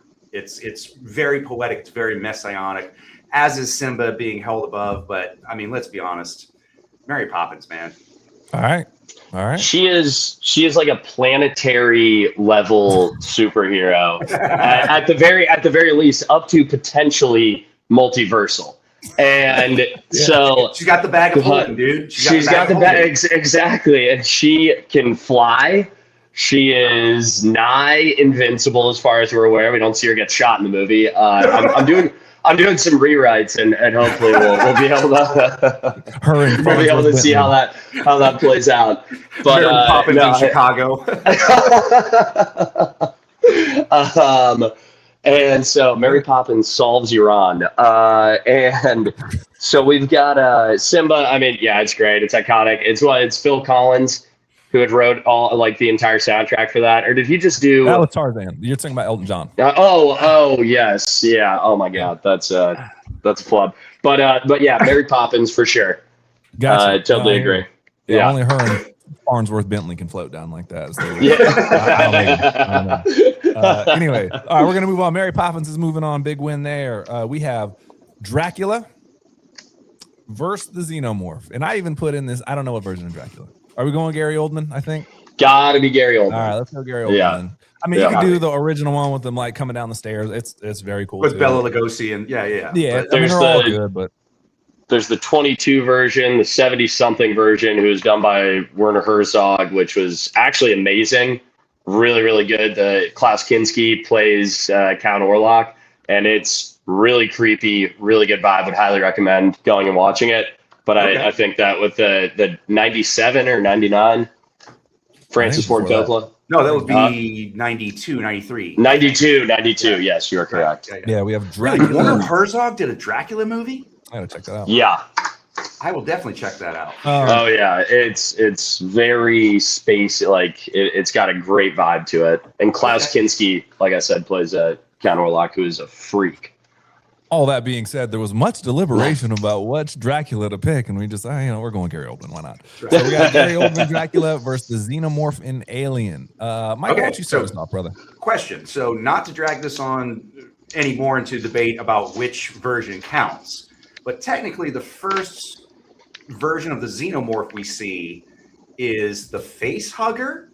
You could also argue that the chest burster is the first version of the xenomorph. You could also argue that the first version of the xenomorph we see is when Dallas is in the air vents and he shines a light in the that thing.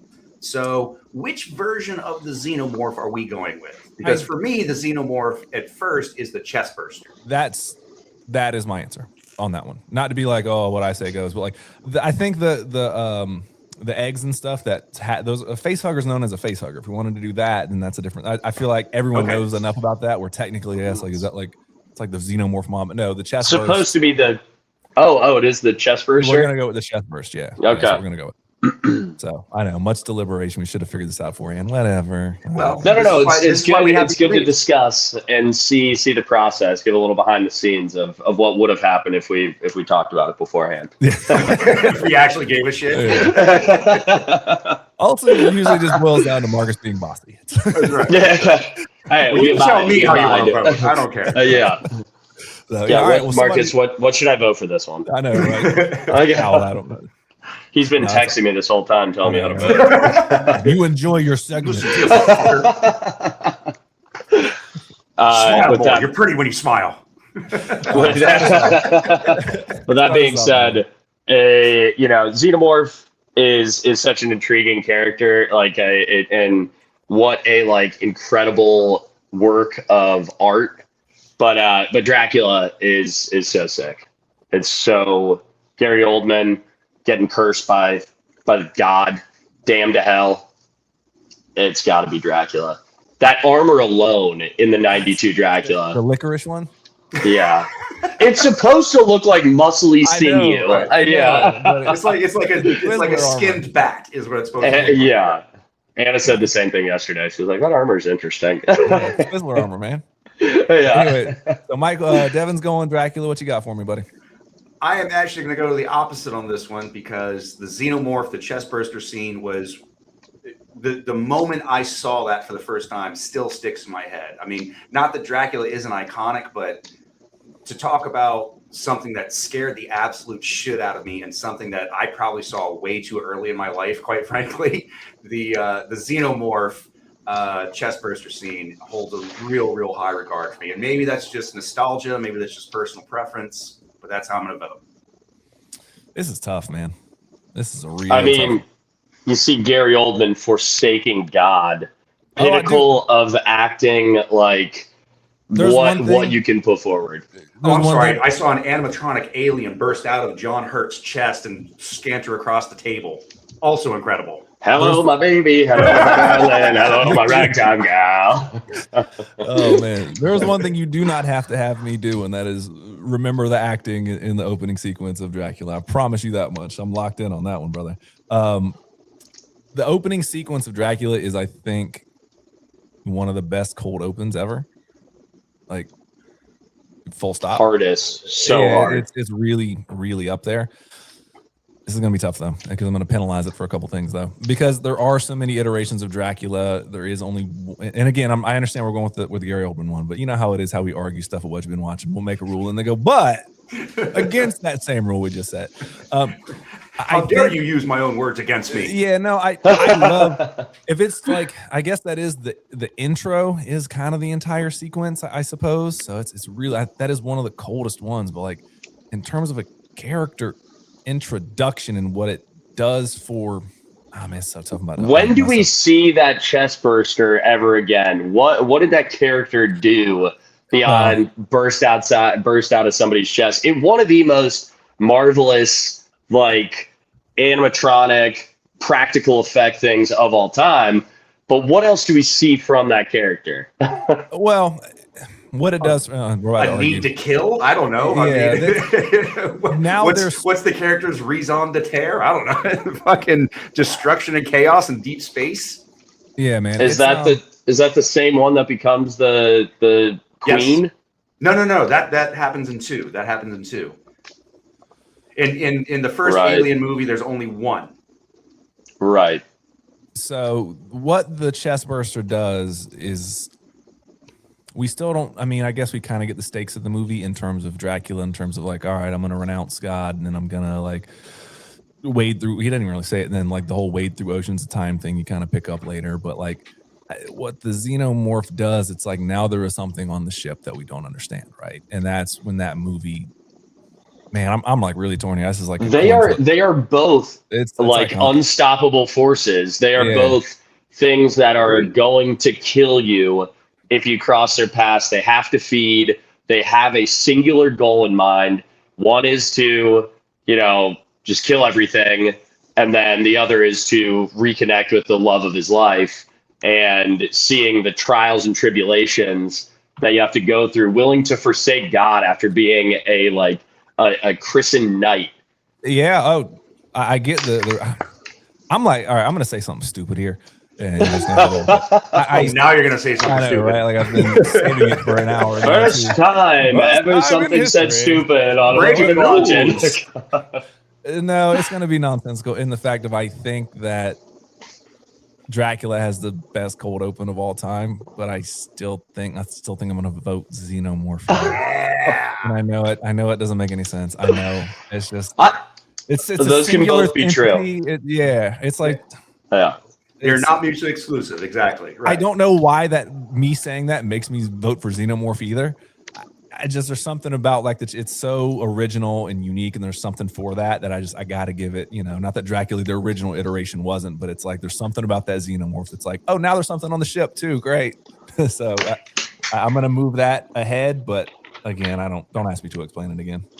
Well, I think it comes down to the fact that I'm not as connected to the Alien like franchise. I think I've watched the Dracula movie, that 92 one, like 5 or 6 times. And I watched it recently too, past like 3 months. And I was just blown away by how hard that opening goes.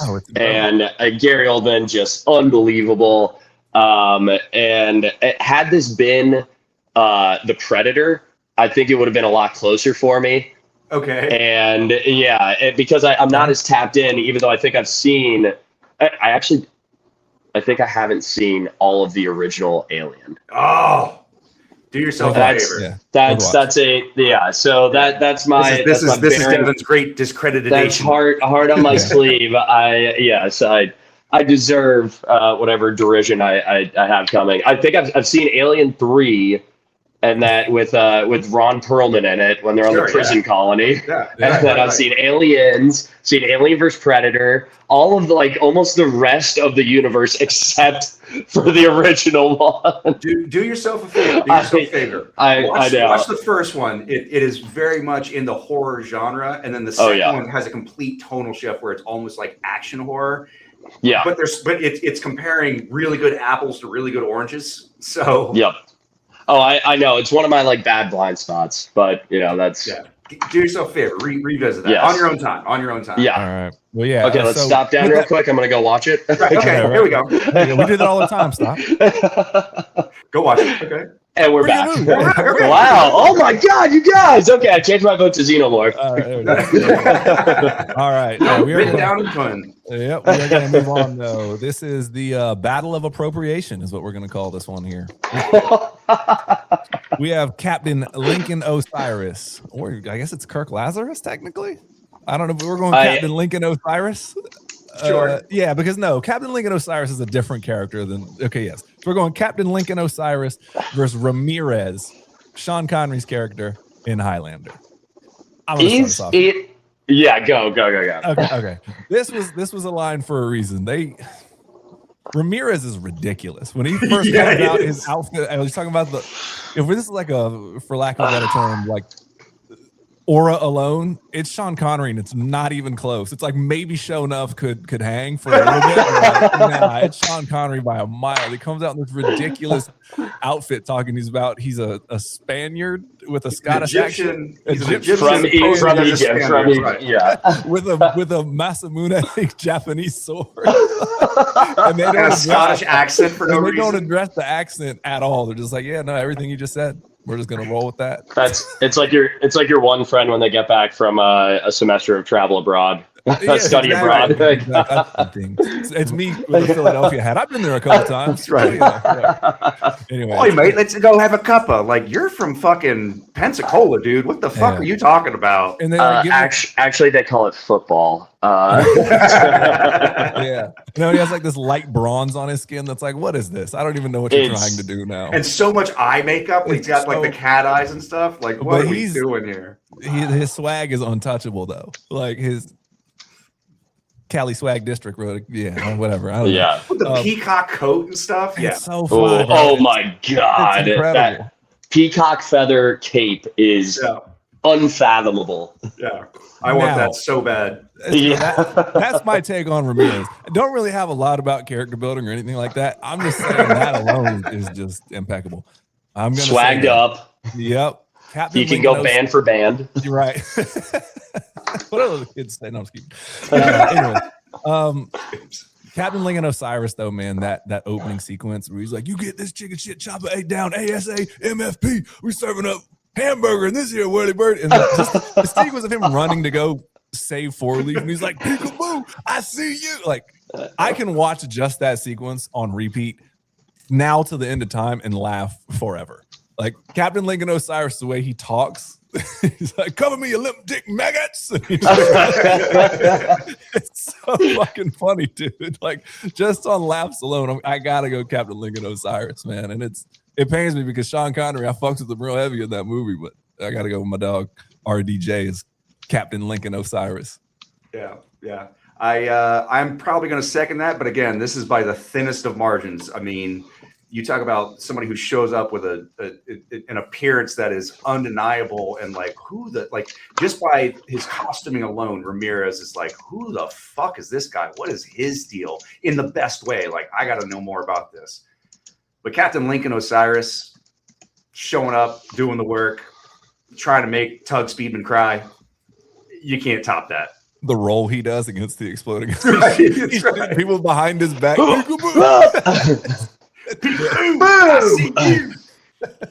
know this is later on, but I don't drop character until I've done the DVD commentary. Yeah, and he didn't.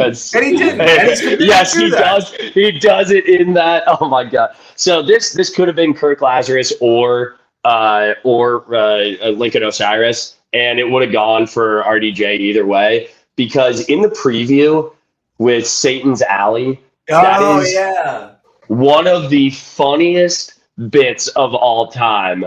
It is so the fake movies that they have, and that one with him and Tobey Maguire, five-time Oscar winner Kirk Lazarus, MTV Best Kiss Award winner Tobey Maguire. Yo, did you see it in theater? Did you see it in theater? Yes. Yeah, and I was like, what the hell is going on? The trailers are still going? I don't know if I'm in the right movie. Yeah, no, it's brilliant. It was brilliant strokes of Yeah. And they're playing the Enya song, like a new age shit. Yeah. It's so good. Winner of the Beijing Crying Tiger Award. Right. Crying Monkey. It's so good. So I assume your vote is for Captain Lincoln Osiris. It's for Captain Lincoln Osiris. Yeah, I love so thin. Mine's a little broader, but Ramirez is still an awesome character. Yeah, he really is. It's such nonsense. They literally just like, you just said what words together? Yeah, Mad lib. They just like somebody did a Mad Lib of like places. The quickening's here. All right, we are going to move on to our next one in terms of these are two horror and just absolute dynamite intros. This is going to be a tough one. We have It, and honestly, I'm going to go either iteration. They're both very similar, but also very different for different reasons. But in terms of the events, they're kind of largely the same. So either one, you prefer Tim Curry, you prefer the Skarsgård brother, Bill Skarsgård, or we're going to go T-800. Arnold Schwarzenegger in the original Terminator.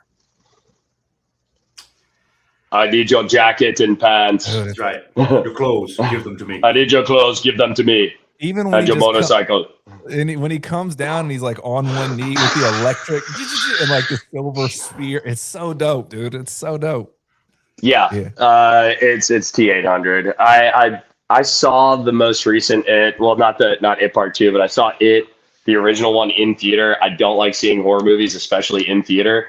And I got tricked into seeing that. Group of friends told me that we were going to go see I think it was Jurassic World, which I wasn't super excited about anyways. It's not like I was winning there. But then they go, oh, no, we decided we're going to go see it. And I was like, okay, I'm just going to tell you guys, I will scream at some point during this in the movie theater. Like, it's going to happen. I can't control it. And it did. It did. It was in the scene where he's in the corner of the basement. Like, it's Georgie is like, we all float down here. We all float down here. Ah! And he like charges for it. Ah! And my friends all laughed at me. So that was exactly. It got me. What did you think about his performance though, in terms of, because I think they're both brilliant, man. Just meeting the clown in the store is so iconic, man. It's like when you see that, it's been memed now forever, you know. It's so good. Tim Curry's is I think his intro is better, but I think we get to see a little bit more with the CGI. I kind of appreciate what they're able to do with that respect for Bill Skarsgård. And so it's a toss up, but I would probably lean Bill Skarsgård, but original for intro. But it's still T800. Oh, it's still T800. Yeah. It's also going to be T800 for me as well, because we talked earlier about having to build technology in order to make that scene happen for the Matrix. Same thing with, the Terminator series. This, say what you want, but Jim Cameron is nothing if not innovative, and you have to give respect to that. Yeah.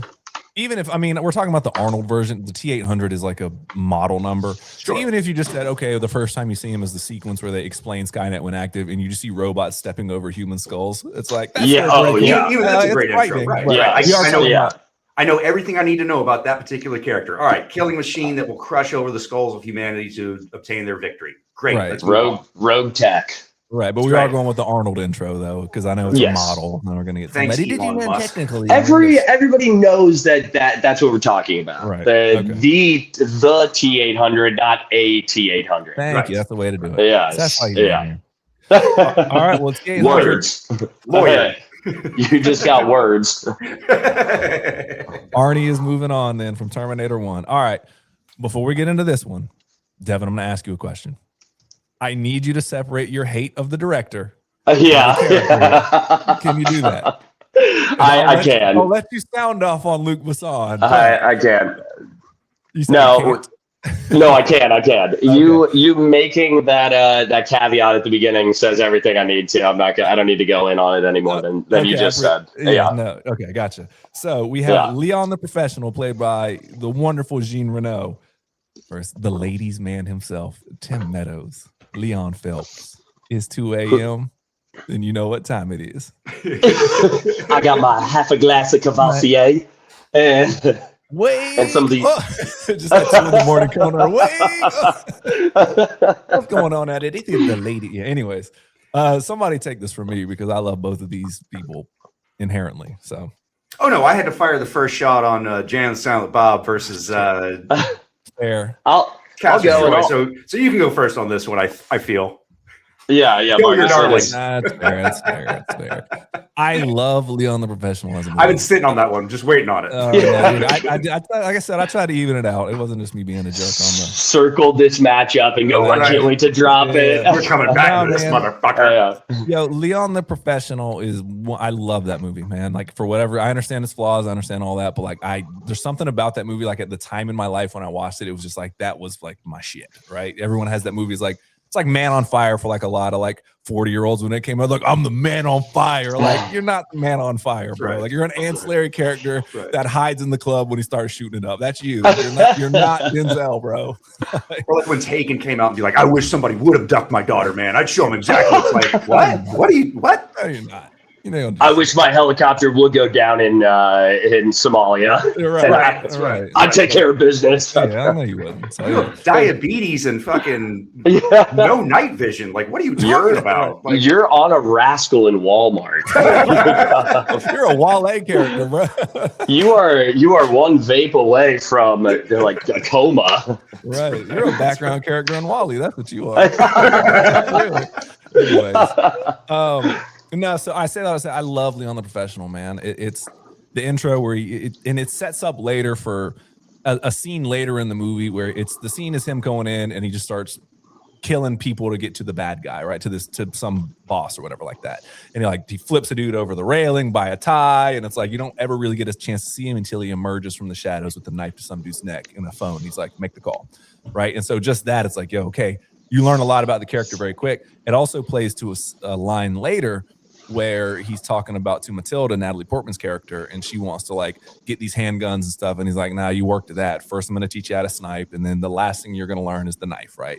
And so it shows just by that line of dialogue, which again is not the intro, but it informs a lot about his intro and the fact of like, this guy is a boss. If this is the last thing he learned and that was his first weapon of choice coming into this place, then it's like, all right, this dude is real deal. So right.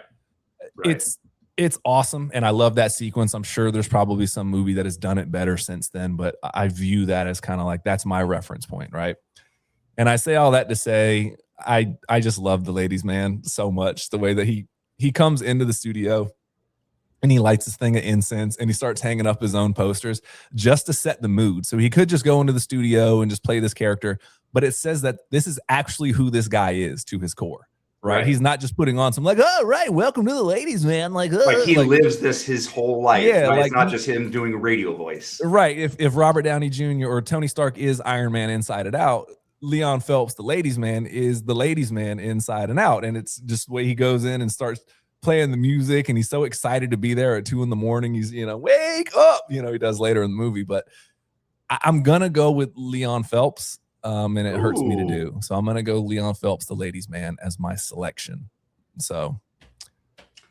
Okay. That being said, I think that this is, like you said, this is one of the quintessential matchups that show how much we can learn about a character just based on the intro, because it's two very, very different styles, but we know everything we need to know about Leon the Professional and Leon Phelps just based on the first 30 seconds of them walking on the screen and how they handle their business. Like you said, Leon Phelps comes in and he comes into the record studio. They're doing some NPR thing and he's pulling down posters off the wall and putting up this Kama Sutra blacklight poster. He's got his incense lit. He's got his lava lamp. He's got the bottle of Cavassier. He's lighting, sex candles and what have you. Completely changing the world around him to fit his mood, to fit his environment. Similarly, we have Leon the Professional coming into an environment and completely handling the situation. There's nothing that this group of thugs and goons can't throw at him that he hasn't already seen before and prepared for. So, like I said, this is a difficult matchup because it is quintessentially what we are looking for in this bracket buster tournament is how much information can we glean just off of the first 30 seconds of this person walking onto the screen. That being said, I'm going to give it to Leon the Professional. There. All right.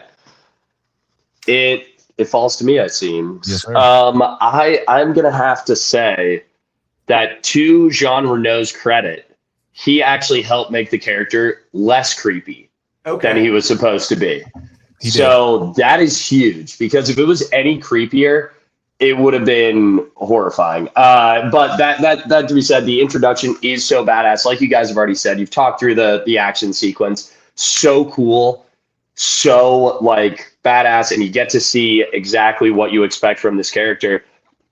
But there's something that Lorne Michaels produced movies and in general, just SNL movies are very good at.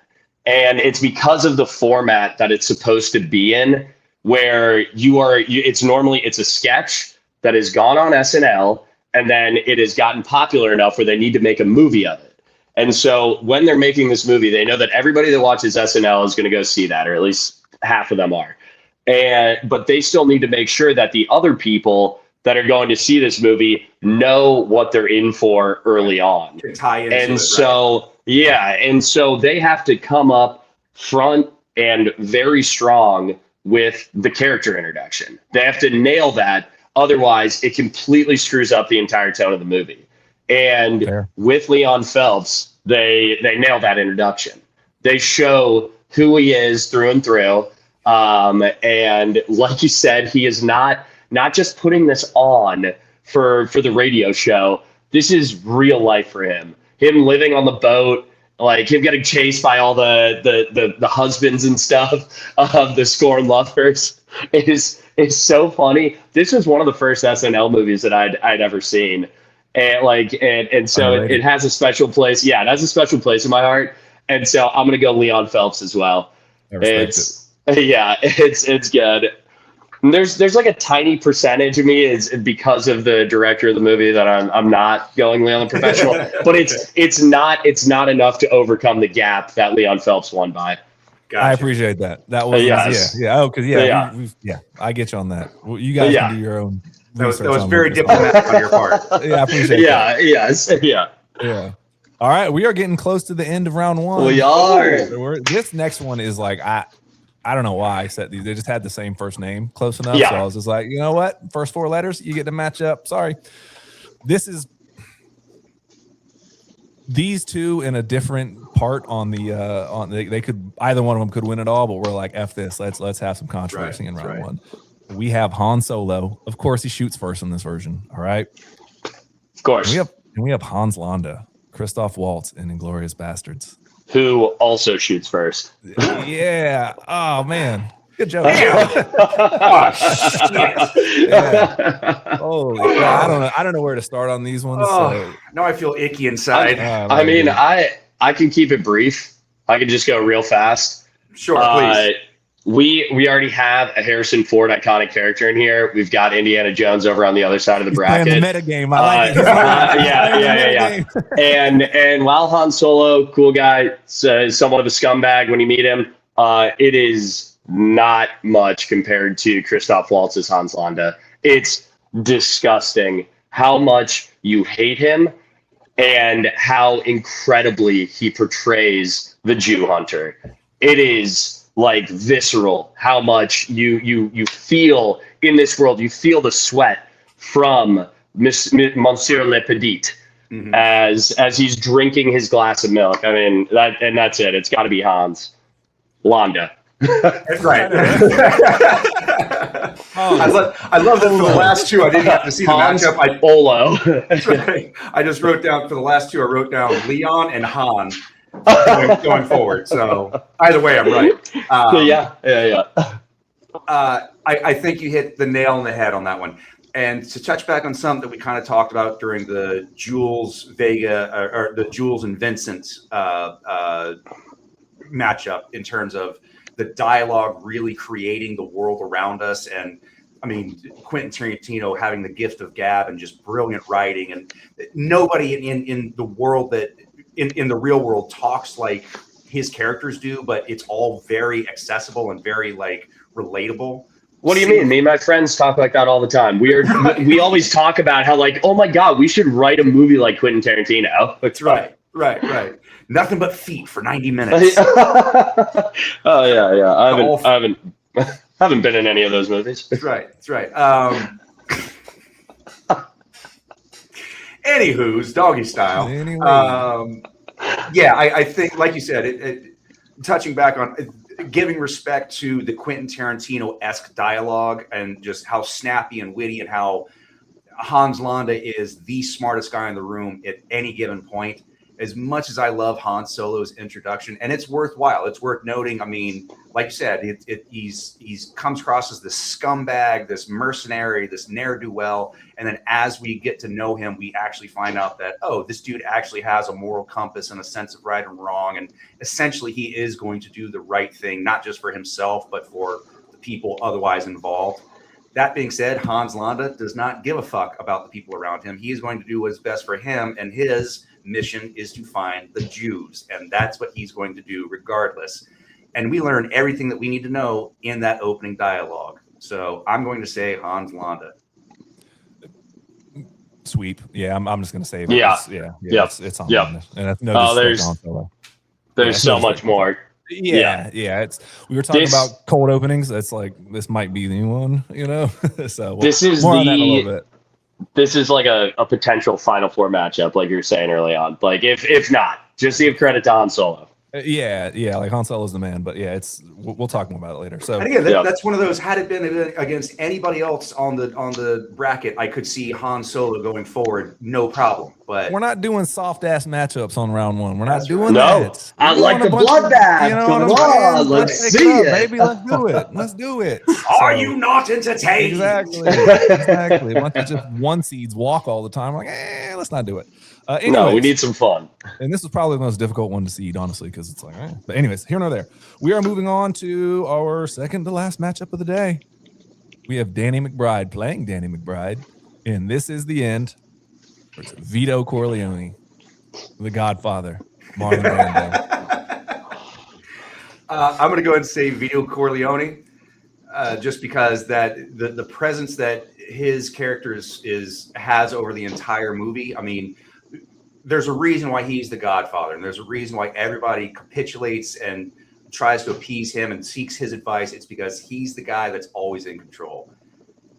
Danny McBride, I love him coming in as a force of chaos and just fucking up everybody's shit in the first 30 seconds. You know, all this careful strategy of trying to like tabulate all their resources and, figure out exactly what they have. And then by within the first 5 seconds of him being on screen, all that goes out the window. But I really got to say, I think that Vito Corleone as a character and the presence that is felt, his overwhelming presence, not only in this movie, but throughout the entire Godfather series, it's constantly, even when it comes down to Michael is running the family, he's constantly wondering, what would Dad do? What's the right move here? What would Vito do? So it's going to be Vito Corleone. It's fair. Like Danny McBride is on this list for a very strong reason. Like his intro really is, in my opinion, one of the best character intros in cinema history. It is so funny. It says so much about the character. Just him coming down, like you said, they mentioned, we got all these rations. And the first thing he does is wake up out of the tub, fucked up, and just start cooking bacon and eggs and everything. It's just like he has become this force of just like absolute chaos. And so I am very glad that he is on this list. There was zero pushback when I said that. A lot of people were like, could we find, like, everyone's like, no, he deserved to be here. It's like the whole conflict then changes. It's like this whole new wrinkle to that film because of him. And he's genuinely very funny in it. His dialogue is just Danny McBride firing on all cylinders, what you want Danny McBride in a movie. And he's playing a characterized version of himself. But I don't think he is. I think he's just playing Danny McBride in that movie. I got to be honest with you. He might be. No, he's actually a really sweet guy, apparently, by everybody that talks to him. I've heard he's nice. Yeah, he's a really good guy. But he just plays that a-hole very well. But yeah, no, I'm going to go Vito Corleone just because, I mean, it's the Godfather.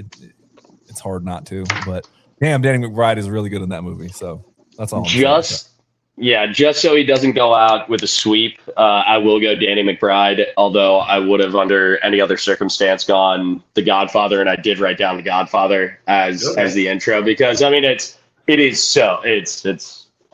fantastic. Danny McBride would beat a lot of people on this bracket. I'll tell you that. For sure. You see how selfish he is while trying to be like, but I did this for us. Like, what do you mean? And that perfectly encapsulates his character.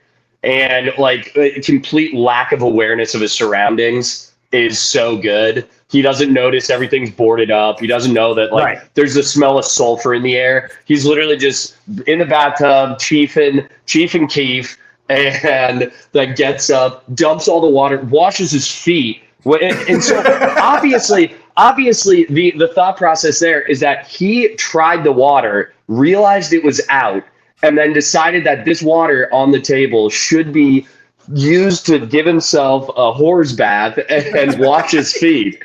And so that's incredible. But I mean, Marlon Brando as Vito Corleone is so strong. I'm glad Danny McBride at least got one vote on that. He got a vote. Sometimes you just it's like that one dude who when the U.S. voted to go to war in World War II, there was one dissenter who was like, I just don't think that any Congress should vote unanimously to go to war, so I have to be that one guy. Yeah, that's fair. That's fair. All right, well, Vito Corleone, Marlon Brando. Yes. Moving on. Yep. All right, our last matchup of the day. We have Heath Ledger as the Joker in 2008's The Dark Knight. And we have the Riddler from 2022's The Batman, played by the great Paul Dano. And now, Michael, I'm going to ask you the same thing that I asked Devin. Please don't just retroactively shit on The Dark Knight because you found some nits to pick years later. Like, that movie has gone from like, it's pretty good and watchable to like Michael just shits on it. And I don't help, but like I also sometimes zoom out and go like, To be fair, every time I watch that movie, I do have more and more problems with it. So it's not like it's unearned. I'm not just just lay off the hater ass Huey button. Yeah, that's all I'm asking. Yeah, just lay off the hater ass Huey button. Just discuss the character intro, please, and thank you. So, okay. So that being said, I love Paul Dano's introduction as the Riddler. It's very creepy, almost like Michael Myers-esque. He's in the mayor's house and there's the power's out and the lightning strikes and he's coming a little bit closer and a little bit closer and a little bit closer with each lightning strike. That being said, I've seen that before. Heath Ledger, where he mounts a whole bank heist and we don't even realize it's the Joker until the very last final moment when he pulls off the rubber clown mask to reveal his real clown face. It's pretty incredible. And I think it's very well acted. And in terms of finding out what the Joker's all about, not even through his own actions, but about his own crew talking about what a psycho he is and how he's careful and manipulative. And you never really know what his angle is. And then to see that revealed in real time as it happens, top tier. So I'm going to get you're hard pressed to find where like exposition is dropped so deftly, so expertly. Like, oh, this doesn't feel like they're just trying to tell me about the character. This is like, this makes sense given the setting and the situation. And yeah, the Riddler was scary and frightening, and killing him with the floor shim or whatever it was. That was gross. And the costume was gross. And I could imagine a stinky, sweaty, disgusting incel underneath that costume. That makes perfect sense for him. So the character design, great. And you get to see him. I will not have you disparage our listening audience right now. Let's choose our words carefully, please. This goes out to the stinky legions. We got women, am I right? So anyways, this really cool guy, the Riddler,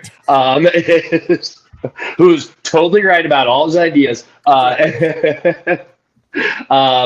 No, but he great character design and very scary. Like, even though Paul Dano is a smaller, like not some hulking beast, like you get the fear of him coming into your house and like potentially hurting you. But yeah, obviously the Joker is super, super unique. And I'll save a comment about how it's not unique for the next round. But I'm gonna say one word. Yeah. Eat. Yes. Yeah, you took it.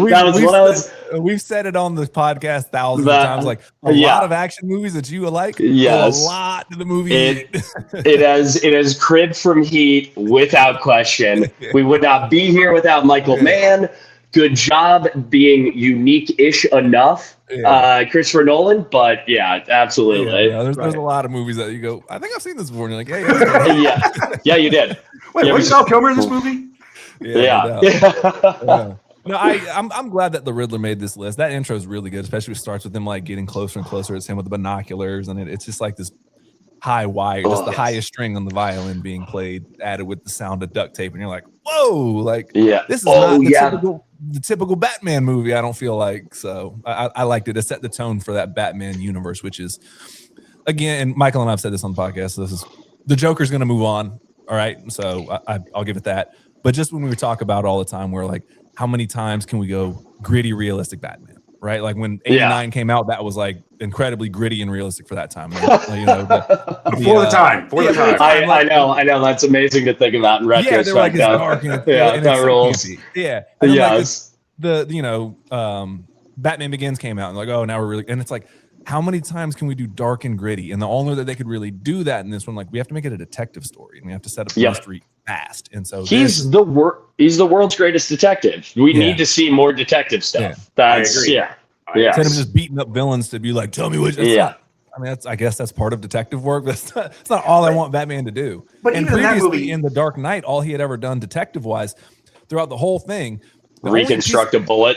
Thank you. Most people miss what he's doing there. He's reconstructing a bullet for a thumbprint when it's like, oh yeah, they wore gloves. Like, that's a fucking wild guess to be like, what if they wore gloves? You spent all this time and energy to like, I guess that would show him like checking every angle. You know what I mean? Yeah. But like, and that's kind of my problem with the whole Christopher Nolan trilogy is that he's not really a detective. He just has the money to pay for all these different experiments, which is not the same thing.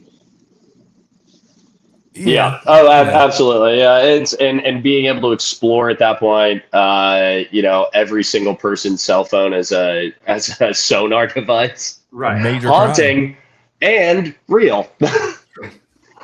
Yeah. There was a just real quick. There was a podcast or it was like I think it was like Legal or something like that was talking about who committed, who would do more jail time. And it was Batman by like the widest one. Like Joker's in there for like hundreds of years. Batman was in there for like thousands of years. Like if you do the minimum sentence of, let's say there's 20 million phones that he hacked, and if you just do 6 months alone on the most minimum of security charges, it's like you're facing 10,000 years in prison. Not even close.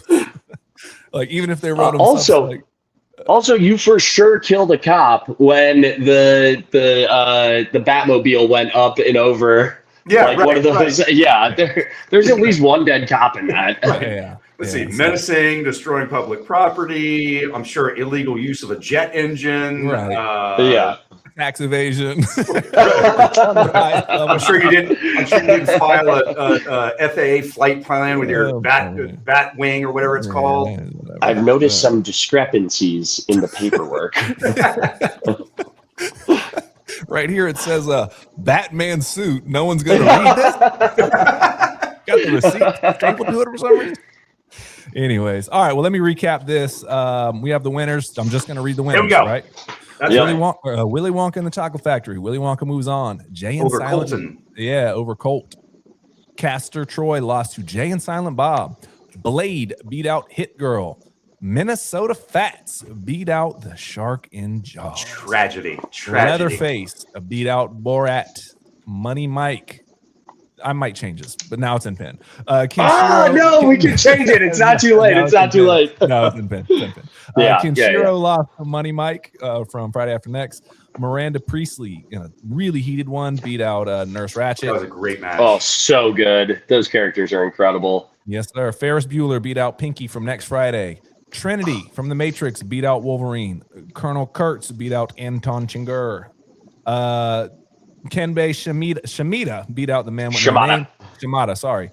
Jessica Rabbit, in an upset of all upsets, beat out Doc Holliday. What the fuck? What the fuck are we even doing here? I have Doc Holliday written on here as well, but a real game time decision. I had to go. Look. Hey man, tits over talent. Tits over talent, okay? Trust she's got both. I know, right? Talent is that's what she's known for. Anyways, Jessica Rabbit beat out Doc Holliday. James Bond and Dr. No beat out Nick Fury. Indiana Jones, surprisingly in a pretty close one, beat out Austin Powers. The Pest beat out Ace Ventura. V for Vendetta beat out Farva of Super Troopers. Jack Sparrow beat out Tyler Durden. Easily. Show Nuff beat out Marv from Sin City, which I'm glad happened. Was Jack Sparrow versus Tyler Durden our biggest blowout? I think that maybe. I think that's the easiest. Yes. Yeah. Good job, guys. Yeah. Well done. Everybody pat yourself on the back. Yeah, I know. We did the right thing there. As soon as I saw the matchup, I was like, "Oh, fuck him." Yeah. So Les Grossman beat out Rita Vrataski, Emily Blunt's character in Edge of Tomorrow. Napoleon Dynamite upset Quint from Jaws. My goodness, love it. No. Samara from The Ring beat out Axel Foley in a heated one as well. In a very contested one, Genie from Aladdin beat out Ginger from Casino, Sharon Stone's. Oh my goodness, good talk there though, fellas. Hannibal Lecter beat out the Wicked Witch of the West. All due respects to classic cinemas there, but we moved on. Jules and Vincent, I'll say Devin carried the weight on this one. Jules and Vincent lost to the dude of the Big Lebowski. So abide. You got to abide. You must abide. Mary Poppins beat out Simba.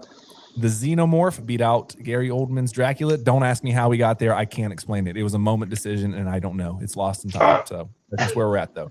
Captain Lincoln Osiris beats out Ramirez of the Highlander. That was a tough one. Yeah, it was. Yeah, it was. And what we called the Battle of the Appropriation. Yeah. One was aware that it was doing it, and the other was like, oh, yeah, no, this is okay. I should do this. Right. By the way, it's dudes dressed up like dudes disguised as other dudes. There's another dude. I'm a dude, play the dude, disguised as another dude. I'm no dude here. The dudes are emerging. Right. T800 beat out Pennywise himself. Leon Phelps, in a very actually contested match, beat out Leon the Professional. Did not see that one coming. But anyways, Hans Landa, sadly, I think this is another one that was just due to the quality of that opening sequence. Yeah. Hans Landa beat out Han Solo. Yeah. Sorry, we wanted tough matchups in the opening bracket. Sorry. Write us in at whatyou'beenwatching@gmail.com. Hit us up on the socials. I'll read them first. I'll pass them on to Michael. How about that? I will not read them. I know, right? And then we have you can also find me at Jessica Rabbit Lover 23 at gmail.com. I got Jessica Rabbit Goon. In the older sense, that would be one of her henchmen. Yeah. That's right. Okay, then we have Vito Corleone beating out Danny McBride, and this is the end. And finally, as you just heard, we had the Joker from The Dark Knight beating out the Riddler. Very good. So, ladies and gentlemen, with that being said, we will conclude this second matchup. We want to thank our host, Devin, he's a host. Yeah, co-host. Oh, cool. Guest host, whichever. Yeah, I'll take it. Our third, as it were, Mr. Devin. There, illustrious third. I'm telling you, we appreciate it, man. He made a fine selection in his shirt selection today, so had to respect it. I know, I love it, man. So anyways, I guess with that being said, we're running long. So what we're going to do here is we are going to ask you to watch a movie and go talk about it with somebody that you love. Tune in. Do what the shirt says. I know, right? Tune in for the conclusion next week, y'all. We're out.